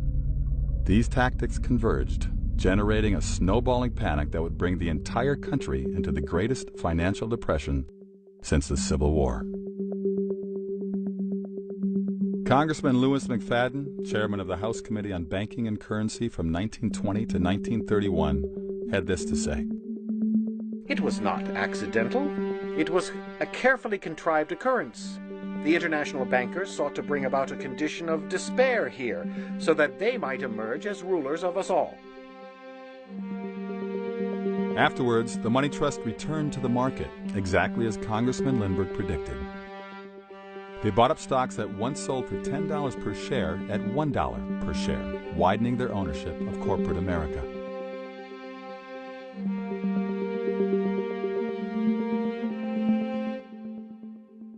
Well, the Fed affects prices by devaluing the dollar. So every time you devalue the dollar by a little bit more, it costs that much more to purchase a good. When I talk to people who are struggling with the value of their money, and they talk about the need for a minimum wage to be higher, for instance, because they say, well, we've got to make more. We're not making a living wage. What they never seem to connect is the fact that part of the reason they don't make a living wage is because the value of what they're being paid continues to drop. It's not what the young people are doing wrong. It's what's been done to them. When great-grandpa came here in 1900, there was no income tax back then. People today are spending about half their income on taxation. It's true when you take your federal income tax, state income tax, real estate tax, Social Security tax, sales tax, excise tax, utility tax, you are paying about half your income in taxation. Now, doesn't it make sense? If you pay half your income to taxes, you'll need 2 jobs to maintain the same standard of living that 1 job used to pay for. So if you understand who these people are, and you understand what their mission is and how they think and what their ideology is, then most of the mysteries of the modern world, of how come we're getting into this mess, or why are we doing this, and so forth, they become easy to answer. If you don't understand that little twist of that word really runs America, it's not the voters, then all of these things remain a mystery to you. Who's the guy that deregulated the Glass-Steagall Act and the banking acts that were put together in 1933, following the crash of '29, because of what Wall Street and the banks did? Robert Rubin, under Clinton. Where was he from? Goldman Sachs. Who's the head of the European Central Bank? Mario Draghi. Where's he from? European director of Goldman Sachs. Who's the fellow that's running the Bank of England? Mark Carney? Oh yeah, him. Where's he from?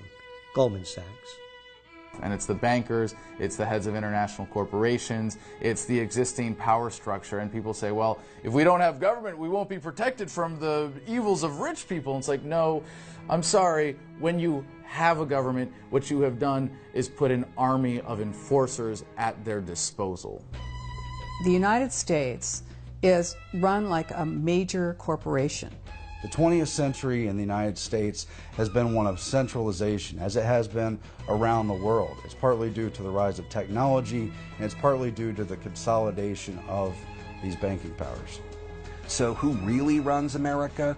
The global money paradigm really runs America, but the people, if they have consensus, and I think we can give several examples, the global food revolution is certainly one example where you see people from Occupy Wall Street and people from the Tea Party, people from all different segments of society coming together to say we want clean food. And you notice that this is maybe one of our most successful endeavors. So I like to think the truth is that the people and consensus run America, but if we don't do it and we don't spend time doing that, then the global money paradigm runs America like they run everywhere else. So it's killing everybody. It's costing everybody to live more, and everyone's earning less. The numbers don't lie. The numbers are there for everybody to look at. Median household income is below 1999 levels. Kids with college degrees, half of them have jobs that only require a high school education. They're robbing us right in front of our eyes, and you have slime-ball politicians and prostitutes on these business shows that keep the lie going. Too big to fail. What's going to kill the dollar is when people realize that it's a system of exploitation that funds oppression, that funds wars, that funds the police state, that funds all of the regulations that are keeping you from being able to conduct your business the way that's going to make you happy, and they abandon it. That's what's going to kill the dollar. Hey, the power's in our hands. Now that we know what the game is they're loaning our own money at interest and putting us in debt so far that this country will crash. Bad austerity will come to this country. This is right off the IMF's, World Bank's plans to go in and wreck countries. The chickens have come home to roost. But don't call for the end of the Fed unless you have a pretty clear idea, some kind of consensus of what we're going to have in its place. The Federal Reserve itself does not have absolute autonomy to act as it wants within the global system. It acts according to the international body of the Bank for International Settlements. The Federal Reserve, by default, inherits some of that secrecy, if you will. And we'll never know what happens, what really goes on inside the Bank for International Settlements, much less the Fed. What can be done about it? Well, not a whole lot unless Congress gets off their hands and does something about it. The most significant mechanism for forcing the U.S. dollar on the American people and on the world as the world reserve currency is through requiring it for payments of taxation. And you can't pay your taxes even if you're engaging in barter. You're supposed to be reporting all of that. You're supposed to be paying your taxes in U.S. dollars. So there's an inherent demand for that. There are certain things you can only use dollars for, and therefore it becomes the dominant currency. And there are some things that you really can't avoid it for. You know, if you want to park on the street here, you know, you got to put coins in the meter. If you, are doing something in your life that exposes you to a tax liability, that means you've given the government an excuse to steal from you that is generally accepted by their enforcers.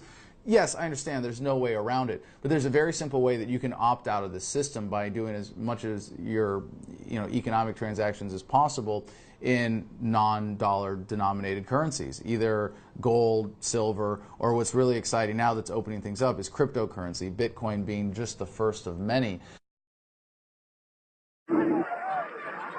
In January 1919, 2 months after the armistice, the delegates of the victorious powers arrived in Paris for the peace conference to draw up the terms to be offered to the defeated countries. In all, the representatives of 27 nations attended that conference. Who did Wilson appoint to head the American delegation to the peace conference? Paul Warburg, who he'd also named vice chairman of the Federal Reserve. How could Warburg, a recent immigrant, be the only person qualified for this critical position? Who did Wilson bring to Paris as chief economic advisor? Bernard Baruch, to whom he made all those campaign pledges. As always, the president was under the watchful eye of Edward Mandell House, the banker's frontman. Wilson did not invite any leading Democratic Party members to Paris. Not one senator or congressman accompanied him. Only the bankers and their entourage. At this conference, Wilson presented his famous 14 points. The most important of them called for establishing the League of Nations. Many people think he invented the League, but it originated with House and the bankers. Ray Stannard Baker, Wilson's official biographer, said, "Practically nothing, not a single idea in the covenant of the League was original with the president." Charles Seymour, House's official biographer, said, "Wilson approved the House draft almost in its entirety, and his own rewriting of it was practically confined to phraseology." What were the bankers seeking in the League? World government. The Paris Conference produced the Versailles Treaty, which officially established the League of Nations. Ironically, though Wilson had proposed the League, the United States did not join. The U.S. Constitution stipulated no president could single-handedly make a treaty. The Senate had to ratify it. The Senate rejected the Versailles Treaty. Americans had helped win the war, but saw no reason to join an organization that might infringe on their sovereignty. When news of the Senate vote reached Paris, the bankers reacted swiftly. They held a series of meetings and resolved to form a new organization in the United States. Its purpose would be to change the American opinion so the nation would accept world government. In 1921, that organization was incorporated in New York City as the Council on Foreign Relations. The Council's original roster reveals that most members were bankers or lawyers affiliated with J.P. Morgan and Company. For example, Morgan's personal attorney, John W. Davis, was the CFR's founding president. Morgan's attorney, Paul Cravath, was founding vice president. Morgan's partner, Russell Leffingwell, was first chairman. Since this looked unsuitable for a Foreign Affairs Association, the Council diversified its roster by adding professors. However, these came from universities receiving large grants from the Morgan interests. The professors, carefully screened, could be relied on to attend Council meetings, then return to the universities and preach the glories of global government. By the late 1920s, the Rockefellers had brought their people into the Council. David Rockefeller was the CFR's chairman for many years and is still honorary chairman in 2014. One way the Council influences government policy is through publications, including many books and especially its periodical Foreign Affairs, a virtual instruction manual for U.S. foreign policymakers. Time magazine has called it the most influential journal in print. They do have a publication which my husband subscribes to. We've been reading it for a number of years because of the jaw-dropping insight that it provides into what they're thinking. And they don't mince words in there. They will come right out and say that we need to have this form of control, we need to do this form of manipulation, we need to convince people of these certain sets of beliefs. And you read this, and it's written in a very highfalutin, erudite, academic kind of a style. So you have to get past that to really get to the gist and the meat of what's being said. The CFR's most important means of controlling policy is supplying cabinet-level and sub-cabinet-level personnel to the government. What policies have the Council created? Let's take examples from after World War II. The League of Nations had effectively collapsed with the war's onset. Its successor was the United Nations, a bolder step toward world government. The UN began with a group of CFR members in the State Department. Working under Secretary of State Cordell Hull, they called themselves the Informal Agenda Group. The group drew up the original plan for the UN, then consulted 3 attorneys, all CFR members, who declared the scheme constitutional. Subsequently, they met with President Roosevelt, who approved the plan and publicly announced it the same day. After that, FDR made establishing the UN his top priority for post-war planning, just as the League of Nations had been to Wilson. At the UN's founding conference in San Francisco in 1945, most of the American delegates, 47, were CFR members. The Korean War was designed to empower the UN. It had been the objection of some people that the UN could never actually enforce peace, and so essentially the very first plank of the UN Charter says it's there to secure peace. This war was designed to validate the UN as peacekeeper. Even though 90% of the troops were American, it was said to be a UN action And it was also a way of bypassing the Congress. We have never had a declaration of war since World War II. Once we got into the UN, that was it. Harry Truman sent troops to Korea without so much as consulting the Congress.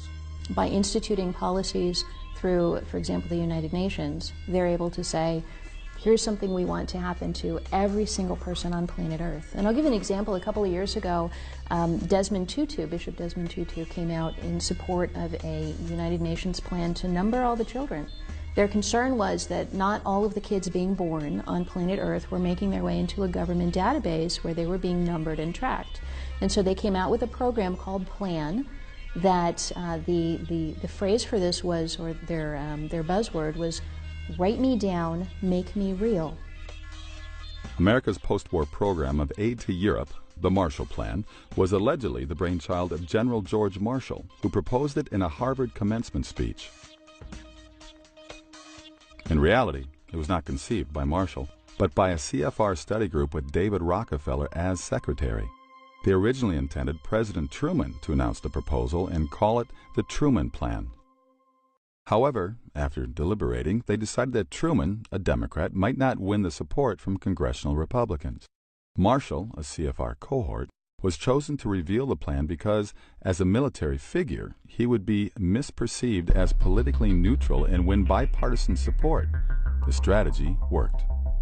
The Marshall Event is one of those things that people recognize from the history books, but you read a basic summary and you gloss over it. But it has huge importance for the building of the global system that happened in the wake of World War II, when essentially power was up for grabs, and in fact had been negotiated ahead of time. The Marshall Plan was just another giant welfare plan. It weakened America financially, certainly designed more for control of these little nations that they were rebuilding, a lot more than it was to help them.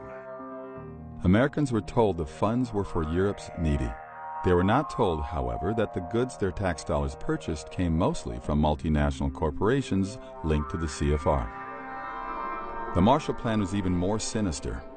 Unknown to most Americans, Europeans paid for Marshall Plan goods with printing press money called counterpart funds. CFR member John J. McCloy, appointed High Commissioner to Germany, was in charge of this cash. He was approached by Jean Monnet, renowned as founder of the Common Market, predecessor of today's European Union. Time called him the father of Europe. In 1947, Monnet sent agents to McCloy who put millions of dollars in counterpart funds at their disposal. This money jump-started the movement for European unity. It financed common market propaganda and a European Union youth movement, as well as schools that would promote European consolidation. The Council of Europe's first meeting in 1949 in election campaigns of favored candidates. Journalist Richard Rovere called McCloy chairman of the establishment, an insider's insider. When he returned to the U.S., he became chairman of both the Council on Foreign Relations and the Rockefellers' Chase Manhattan Bank. McCloy was also second president of the World Bank, which, like its sister, the International Monetary Fund, or IMF, was started at the Bretton Woods Conference. The Bretton Woods Agreement, where the IMF and World Bank were created, also created a reconstruction vehicle for Europe, which allowed the financial investments to flow through the central banks of choice and flow outward to what became American firms who got most of the business to rebuild Europe. It came with strings attached, and most of the European countries were under the yoke of U.S. command during the Reconstruction phase of what was known publicly as the Marshall Plan, but privately was concocted by the Wise Men, a group of very influential foreign policy people who are all members of the Council on Foreign Relations, and many of them also members of Skull and Bones. World War II was really about reshaping the world, giving birth to one version of the New World Order, which would be remade over and over again. As with the Marshall Plan, the motive was never charity. After World War II, the New York banks wanted to continue loaning money to governments. However, what if war-torn nations had difficulty repaying? A fall guy was needed to guarantee the loans: taxpayers. The World Bank and IMF gave carte blanche to the private banks, who could now make virtually any loan, however foolish, to foreign governments. If the government could not make an interest payment, the IMF or World Bank would bail them out with taxpayer money. Billions of 1944, 45, 47 taxpayer dollars were poured into the construction of Europe. Untold sums of money that flowed through the central banks and out to the fascist partners of choice who would get the bids and the contracts to rebuild Europe, while the Council on Foreign Relations policy people helped to rebuild Europe along the lines that they wanted to see. Economic controls, wage controls, industrial agreements, and what became the footprints and baby steps and building blocks of the European Union that we see today. Jesse Helms, former chairman of the Senate's Foreign Relations Committee, said, "The New York banks have found important profit centers in lending to countries plunged into debt. This has been an essentially riskless game for the banks because the IMF and the World Bank have stood ready to bail the banks out with our taxpayers' money." Furthermore, the World Bank and IMF often attach conditions to these loans. They may demand a voice in government policy. For example, they might dictate that a country privatize industries to multinational corporations before money comes through. The World Bank and IMF are instruments of profit and control. And the U.S. foreign policy based in Washington enabled it all the way and put the key people in position to outright rule Europe until it was rebuilt along the designs of not God, not man, not national governments, but the emerging world government based in the Council on Foreign Relations and their money powers. I look at the World Bank and the IMF more or less as the next stage of the evolution of international banking. The Bank for International Settlements, along with the World Bank and along with the IMF, have long been viewed as the engine of globalization. These have been the troika, if you will, that have impressed policies on countries all over the world to toe the globalist line. We're told that this is necessary in order to regulate trade or in order to pacify nations that would be making war against us. But in fact, what this is about is creating debt. People talk about the one world government or globalists as if we're just going to create one nation that all has the same name. But I don't think that's even necessary. We have banking systems that control the trade, they control what people do for a living. There are people who are living in African nations right now growing cotton in those nations, and those farmers are required to grow cotton because it's part of the debt payback that goes to these huge globalist banks who have made loans to the country.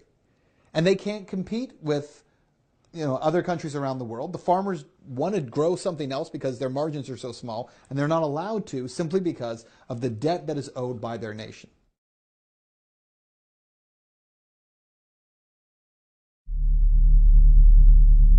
Nam's a difficult one. Could the war have been won? Well, you probably know some Vietnam veterans, and a lot of them were harmed during the war. There's issues with things like Agent Orange. A lot of them are sour because there's just a lingering confusion about what really happened during that war. Every war is won by the people who profit from it.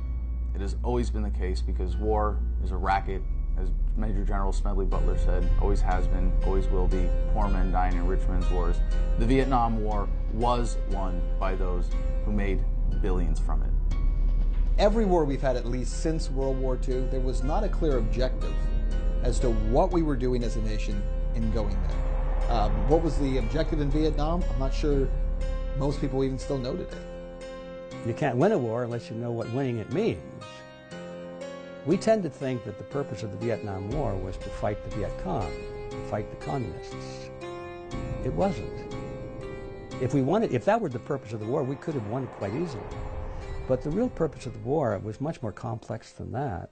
Since World War II, it's very clear that every conflict we've been involved in doesn't make sense in terms of a clear objective of how to win, or why we win in the first place, what we're hoping to accomplish, other than if you were to say our goal is empire building. Now, if we had wanted to conquer the Vietnamese and ultimately occupy their nation, at least that's an objective that has a clear end game to it. But we didn't seem to want to do that. So what were we actually doing? the reasons behind it seem very confusing unless you know about the banker issue, unless you understand how the engine of America has been hijacked by the banking powers and its nebulous, ill-advised policies directed by the Council on Foreign Relations.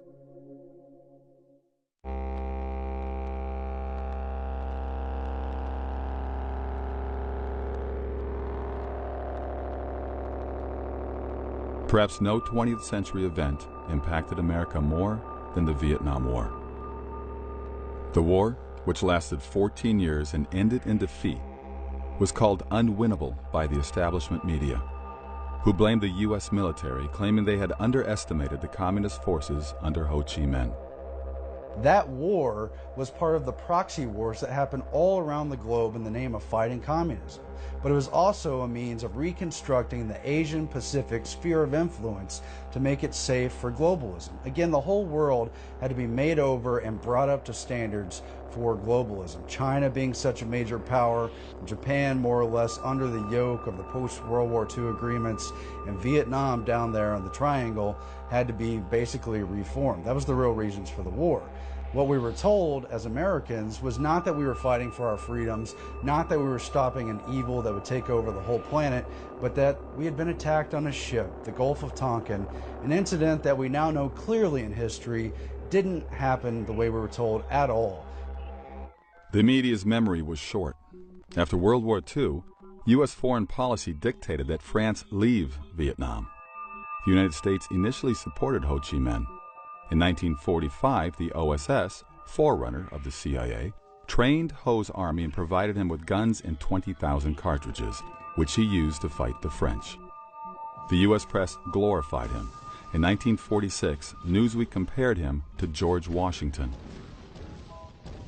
In 1954, with its troops hemmed in by Ho's forces at the critical battle of Dien Bien Phu, France begged the United States to intervene. An aircraft carrier strike would have averted disaster, but the U.S. government refused. Following the French pullout and the division of Vietnam into the North and South, U.S. foreign policy's next objective was removing Emperor Bao Dai, the one man capable of uniting the country. Bao Dai exclaimed, "If your country had given me 1,000 of the sum they spent to depose me, I could have won that war." Through a rigged plebiscite, No Den Diem, the CFR's choice, was installed as South Vietnam's president. The South Vietnamese hated the oppressive Diem, who drove many into the communist arms. In the meantime, CIA Colonel Edward Lansdale, CFR member, oversaw the disarming of three powerful anti-communist groups in Vietnam: the Cao Dai sect, Hua Hao sect, and Li Van Bien's private army. Having sponsored Ho Chi Minh and destroying French, imperial, and local opponents at every level, our CFR policymakers now launched the tragic conflict. World War II. The USA fights on two fronts, Europe and the Pacific. The Germans and Japanese were tough and well-equipped, yet we crushed both military empires with our allies' help in just 3.5 years. On the other hand, we spent 14 years fighting Little North Vietnam and lost. Something is terribly wrong with this picture. Defense Secretary Robert McNamara forbid the Air Force to strike over 90% of the strategic targets it wanted to hit.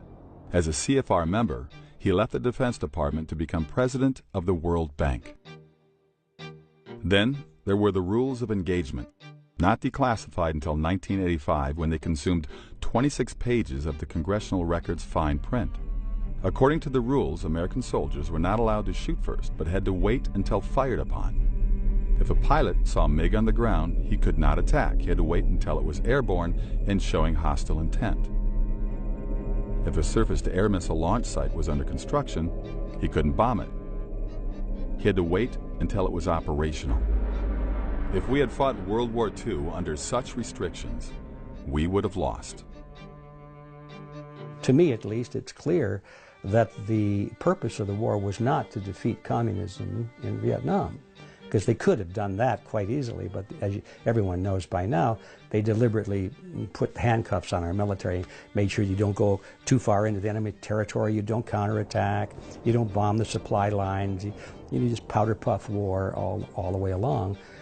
We call it powder puff war because it wasn't aimed at victory, but that's probably not doing it justice because there was so many lives tragically lost. It was a bloody war, really, but it was not fought to win. In 1968, journalist Lloyd Milan interviewed nearly a dozen retired high-ranking U.S. military officers. Each, queried separately, said the war would be won in weeks or months with the restraints lifted. This would allow the war to be carried out aggressively against the North. The media claimed the war was initiated by right-wing anti-communists or hawks. The first U.S. combat troops went to Vietnam in 1961. President Kennedy authorized sending about 10,000 men on the advice of the State Department's Walt Rostow, who had just returned from a fact-finding mission to Vietnam. Although the press portrayed Rostow as a hawk, his father had been a Marxist revolutionary in Russia. Two of his aunts belonged to the U.S. Communist Party. His brother, Eugene Debs Rostow, was named after Socialist Party leader Eugene Debs, and the Eisenhower State Department rejected Walt for employment 3 times as a security risk. The Kennedy administration could only get him in by firing Otto Otepka, the State Department's head of security. In a book published the year before his advice to Kennedy, Rostow wrote, "It is a legitimate American national objective to see removed from all nations, including the United States, the right to use substantial military force to pursue their own interests. Since this right is the root of national sovereignty, it is therefore an American interest to see an end to nationhood, as it has been historically defined." This statement summarized the outlook of the Council on Foreign Relations, to which Rostow belonged. Johnson had to give some very awkward and rather embarrassing speeches convincing America why Vietnam, why he was sending their sons, their brothers, their fathers off to war. As earlier noted, Congress authorized President Johnson to intervene in Vietnam through the Tonkin Gulf Resolution, written before the 2 alleged attacks on the U.S. Navy in the Tonkin Gulf. Admiral Stockdale testified that the second attack never happened. The premature resolution was written by William P. Bundy, Assistant Secretary of State for Far Eastern Affairs and member of the CFR. Like Rostow, Bundy was portrayed as a hawk. Yet, in the 1950s, Bundy headed the defense fund for Soviet spy Alger Hiss. After Bundy left the State Department, David Rockefeller appointed him editor of Foreign Affairs, journal of the CFR and America's leading opponent of national sovereignty. In 1964, President Johnson successfully ran for re-election against Republican Barry Goldwater, whom the press branded a warmonger. After the election, Johnson himself suddenly began escalating the war, committing hundreds of thousands of troops.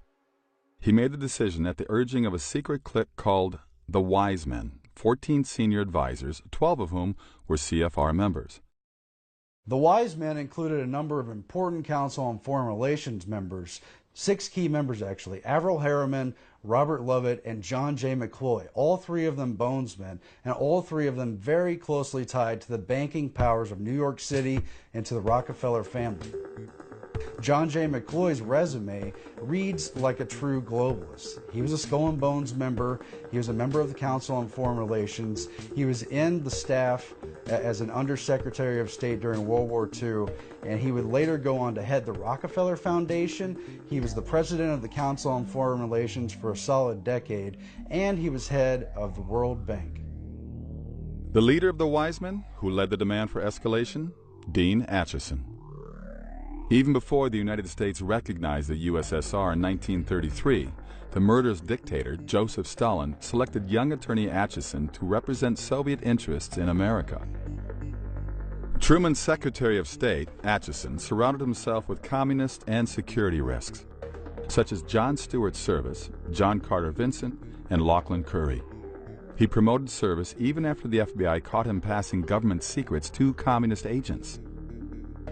Acheson's law partner was Donald Hiss, brother of Soviet spy Alger Hiss and a member of the Communist Party. In short, the men who maneuvered us into Vietnam were not anti-communist, but soft on communism or even pro-communist. Nor were they flag-waving patriots. They were globalists who opposed nationalism in favor of world government. Part of it was to train an international military force, to get the world used to thinking of solving conflicts through international groups such as the UN, and to develop those mechanisms. Nearly all key policy planners during the Vietnam War were CFR members. The same clique that involved us in the war authored the rules of engagement and other restrictions preventing victory. Clearly, Vietnam was not a blunder, but happened as planned. So Averell Harriman, Robert Lovett, John J. McCloy, and their associates like George Kennan manipulated policy around the Vietnam War and most of the other conflicts that we saw during the middle years after World War II. All of them mired in confusion, lies, manipulated data, cables, communications that presented in a framed, skewed manner to goad America into the policy decisions being made in New York City, not in Washington, D.C. One of their goals, successfully implemented, was to provoke an American political slide to the left in a furor of anti-patriotism, epitomized by the burning of American flags on college campuses. Destroying patriotism is prerequisite to absorbing nations into a one-world government.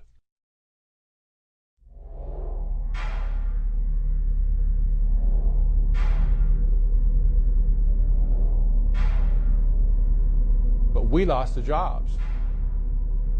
We lost the wealth. Our middle class now has been decimated in America.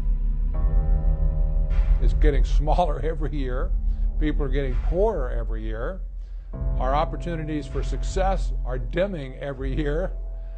And we wave to the factories and to the industries that moved overseas and say, gee, that's too bad. The North American Union is just one proposal that some people see as an opportunity that's going to enhance their use of the racket to rip people off. You're not going to get a world government overnight. What's going to happen is you will get regional governments, and of course we've seen this with the creation of the EU and all of the trauma that goes with that they've been experiencing over there, of trying to bring together multiple countries under a single currency, under a single economic system. Whenever people start talking about North American Union and linking us up, then I think, well, what's next? Then a South American Union, and then we join with the EU, and then before you know it, you actually have wound up with your global government. When they consolidate and centralize power and decision-making processes in these regional communities, it's going to be a very much simpler process for them to then consolidate power from those regional areas, because there'll only be a few of them, and then to bring that together will be, child's play in comparison to trying to bring together hundreds of countries worldwide. The North American Union is especially dangerous, as are, again, many of these free trade agreements like the TPP. Why? Because they trump our Constitution.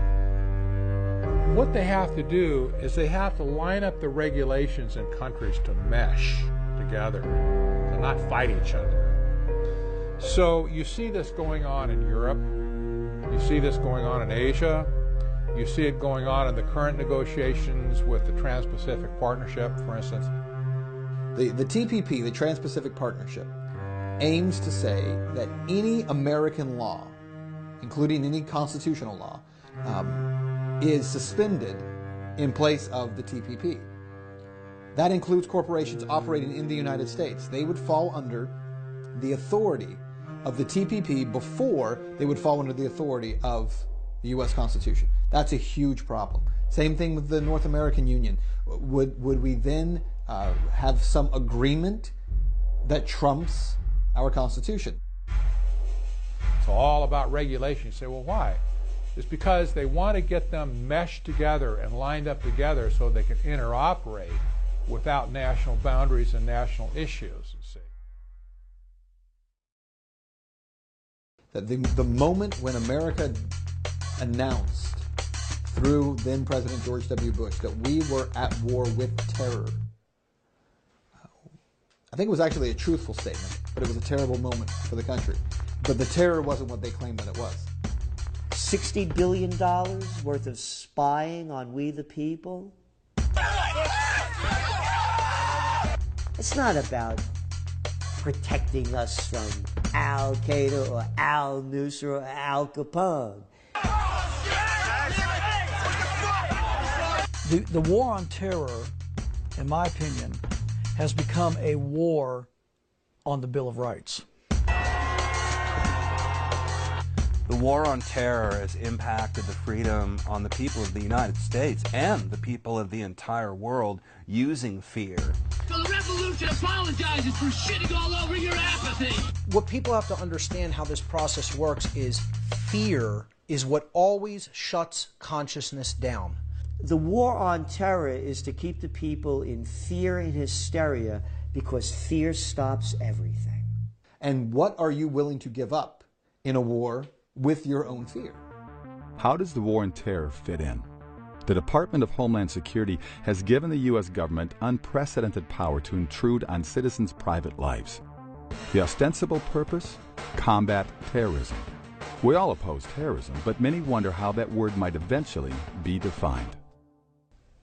The legislation that came out of the war on terror has been disastrous for the American public and for freedom in general, especially that part of it which has completely ruined privacy in America. Another way to look at it is creation of a total surveillance society.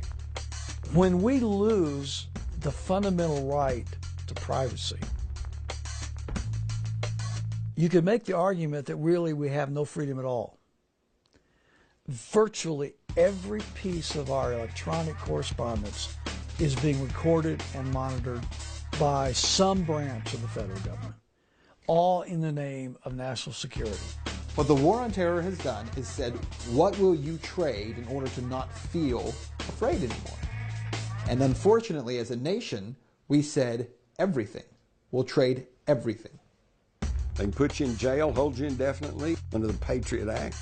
You know, and what is all this? It's all based on the war on terrorism. And where did that get started? With 9/11. And nobody wants to look at 9/11, but if you look at it hard enough, you'll realize that the whole official story is full of holes. And so what has happened in a very incremental way is turning everyone into a terrorist for whatever reason. We just heard Senator Reid say that the people that went to the Bundy Ranch are terrorists. The military are acting like terrorists. We're acting like terrorists. If you don't agree with your whatever, dog catcher or water meter reader or whatever, you're a terrorist. So again, we're back to the same thing as with the communists, which is today a terrorist is just anyone who disagrees with you. And it is polarizing and fragmenting society. The concept of Homeland Security did not originate after the Twin Towers attack, but with a 1998 proposal by the United States Commission on National Security, which had 12 members, 9 of whom belonged to the CFR. They recommended a National Homeland Security Agency, the very phrase President Bush used 9 days after 9/11. What connects the trade agreements and war on terror? Both are being used to justify North American Union. In 2004, the CFR's Robert Pastor wrote in Foreign Affairs, security fears would serve as a catalyst for deeper integration. The Department of Homeland Security should expand its mission to include continental security, a shift best achieved by incorporating Mexican and Canadian perspectives and personnel into its design and operation. Pastor is thus suggesting that security concerns warrant combining NAFTA's economic partners, America, Canada, and Mexico, into a continent-wide Homeland Security Department. In March 2005, in Waco, Texas, President Bush met with Mexican President Vicente Fox and Canadian Prime Minister Paul Martin to discuss integrating their 3 countries. The Bush administration's open borders policy and its decision to ignore the enforcement of this country's immigration laws is part of a broader agenda. President Bush signed a formal agreement that will end the United States as we know it, and he took the step without approval from either the U.S. Congress or the people of the United States. At the time of the Waco meeting, the CFR produced a document, Building a North American Community, which called for the creation by 2010 of a community to enhance security, prosperity, and opportunity for all North Americans. Regional alliances like the EU and SPP are not the end game, simply stepping stones to a one-world government. Leading establishment figure Zbigniew Brzezinski said in 1995, "We cannot leap into world government in one quick step. The precondition for genuine globalization is progressive regionalization." Soviet dictator Joseph Stalin recognized this principle as integral to communist plans for domination, saying, "Populations will more readily abandon their national loyalties to a vague regional loyalty than they will for a world authority. Later, the regionals can be brought all the way into a single world dictatorship." This is what the war on terror is designed specifically to accomplish, to keep people in a state of fear, of always looking around the corner for the boogeyman, always looking around the corner for the monster that's about to gobble us up. When people's mindset is in that state of fear, they're not making accurate decision-making processes. But moreover, what they're psychologically looking for is a protector. So here's an interesting story. During 2012, all the presidential candidates, all their surrogates were coming to Ohio.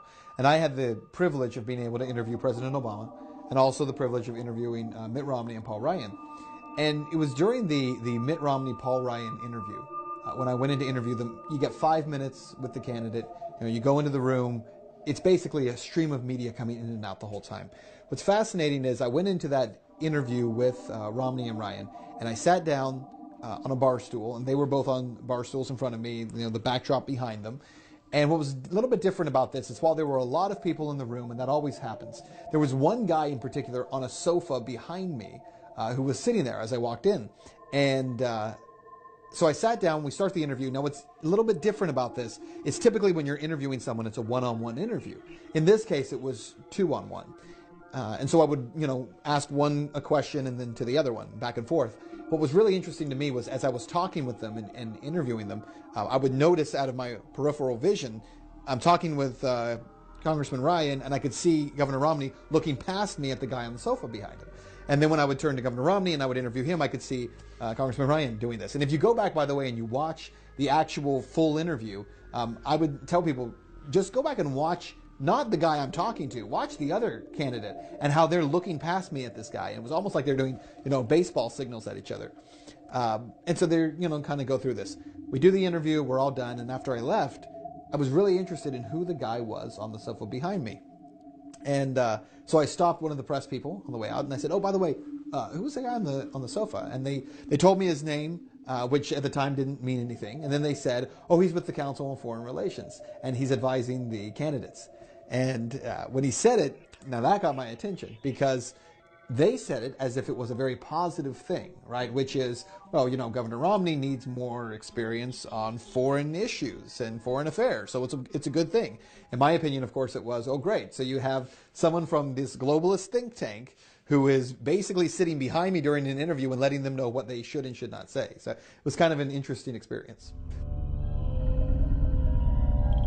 The freedom of the press and the freedom of religion were supposed to be two of the greatest vanguards of liberty for the country, according to our First Amendment. The purpose of the broadcast media, or the controlled, formerly mainstream media, has always been to be a propaganda tool for the government, for the superclass. And you can see how this works in a very simple sense in America with the White House and access to the White House press room. If you don't toe the line, if you're not official corporate media, it doesn't matter how big your audience is, we're going to control the conversation. If you can be an appropriate mouthpiece for government, if you're not going to challenge the paradigm of statism, we will give you access.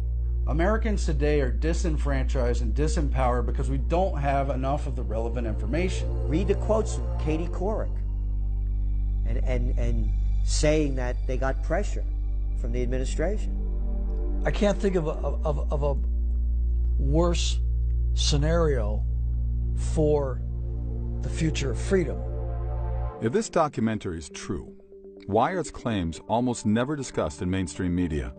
After all, the Constitution mandates freedom of the press.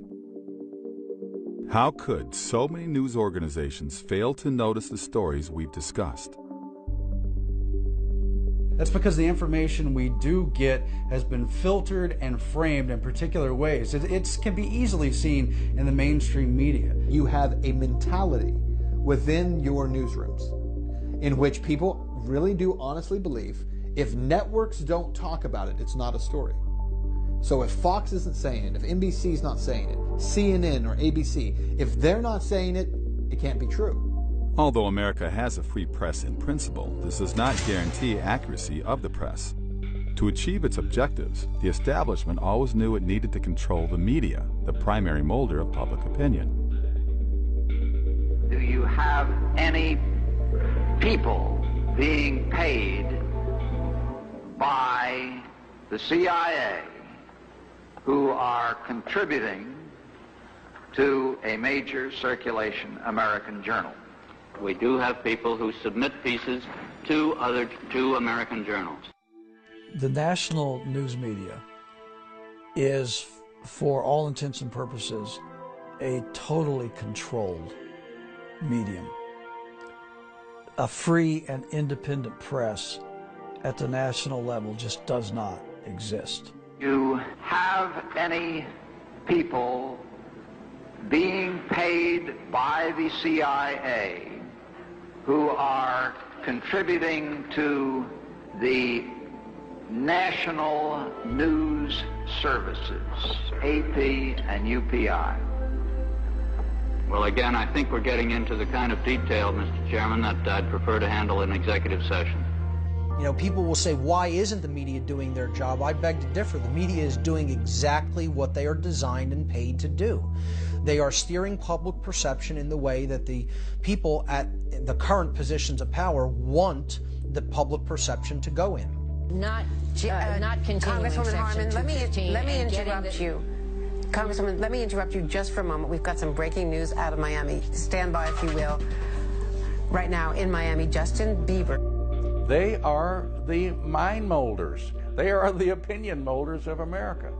And if you ask a guy some of the technical questions like you've asked me in the last few minutes on the street, you'll hear him reciting something that Rush Limbaugh or somebody else said on radio or TV. In the 19th century, August Belmont was a Rothschild financial agent in the United States. With J.P. Morgan, Belmont helped finance Adolph Ochs, who purchased the New York Times, then a tiny newspaper with a circulation of 9,000. International banking behind him, Ochs transformed the Times into the world's most powerful newspaper. Ownership passed from Ochs to his son-in-law Arthur Hayes Sulzberger, member of the CFR, then to Orville Dreyfus, CFR, then to Arthur Ochs Sulzberger, CFR. Well, I think there's a couple of things. You ignore the story because, number one, it doesn't fit with their own personal worldview. There are too many people with the same worldview sitting in those positions. I don't blame Brian Williams for not being interested in covering a story that challenges the globalist thinking of the CFR. I really don't, because he's entitled to his own belief system.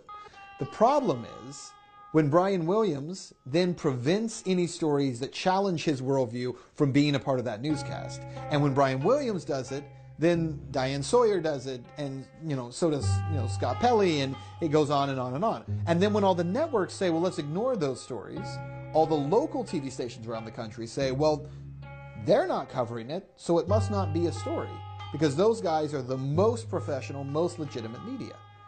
The Times editorial policy has consistently paralleled the establishment's agenda. When members of Congress opposed Paul Warburg's nomination to the Federal Reserve Board, the Times lobbied on his behalf. When communist Fidel Castro was trying to seize Cuba in 1959, a series of articles by New York Times reporter Herbert L. Matthews, CFR, persuaded Americans that Castro was the George Washington of Cuba.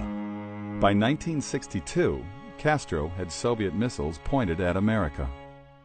During the Vietnam War, the Times demoralized the public by publishing an alleged expose of the war's origins, the Pentagon Papers, a leaked Defense Department study. Leslie Gelb, who oversaw the study, went on to be a Times correspondent and editor. So will Gelb do an expose of the CFR? It's not likely anytime soon. He was the Council's president for 10 years and remains president emeritus. If you're one of those CFR members of the news media, If you're Brian Williams, who's a member of the CFR, if you're Aaron Burnett, who's a member of the CFR, if you're sitting there in your newscast that night and some story comes across about, we should look into the Federal Reserve Bank, you're probably not going to do that. You're going to ignore that. If people are protesting the Federal Reserve Bank, are we going to talk about that? No, we're not going to. Innumerable Times executives, editors, and reporters have been CFR members. The Times won't expose the CFR because they both belong to the same hierarchy. A similar picture can be sketched of other major news organizations. Media diversity is an illusion. People get caught up in debating if MSNBC has a better perspective than Fox News or ABC, NBC. These are a very narrow window of information. Here's your news, here's the report on what's happening through the Republican lens, through the liberal lens, but they're not getting down to the roots and down to the basics and saying here's the true fundamental problems in society and here's the true solutions. There is this illusion in America we have a diverse media because we have so many diverse outlets, and a person might say, well, I know this story is true because I saw it on America Online, and then I turned on my television and CNN said the exact same thing. And then later in the week I got my Time magazine and it said the exact same thing. Now, when a story has been confirmed by independent news outlets like that, it must be true. Well, here's the problem. Until the recent AOL spinoff, America Online, CNN, and Time magazine were all owned by one corporation, Time Warner. At the national level, it's a surprising small number of people that control the vast majority of the national news media. It's no surprise that you're not going to see any of this in the mainstream media, because the mainstream media is owned and controlled by 5 major corporations. The New York Times Company owns the Boston Globe. The Washington Post Company owns Newsweek. Disney owns ABC. CBS owns Simon & Schuster. Time Warner owns AOL, CNN, Time, Warner Brothers Studios, HBO, New Line Cinema, Sports Illustrated, People, Fortune, Money, and dozens more. News Corporation owns the Wall Street Journal, Fox Television, London's The Times, Barron's, HarperCollins, Zondervan, Hulu, and the New York Post and scores of other media outlets. When you have one corporate owner, you're going to get one viewpoint. You don't get a diverse view unless you have diverse ownership. I got a communication from someone who's in a 3-letter network, head of a news department for that 3-letter network, and said, my family member is in Iraq now, and I was so disturbed at what you said last night about depleted uranium. I don't want to believe this is true. And I said, it is. I gave the evidence, the information, and he said, yes, I've been up all night studying it. You are right. He said, I wish I could tell the people this. And I said, and why can't you? And he said, it's not part of the political paradigm. Most of America's major media is owned by around a dozen multinational corporations. These, in turn, have directors that interlock through membership in the CFR.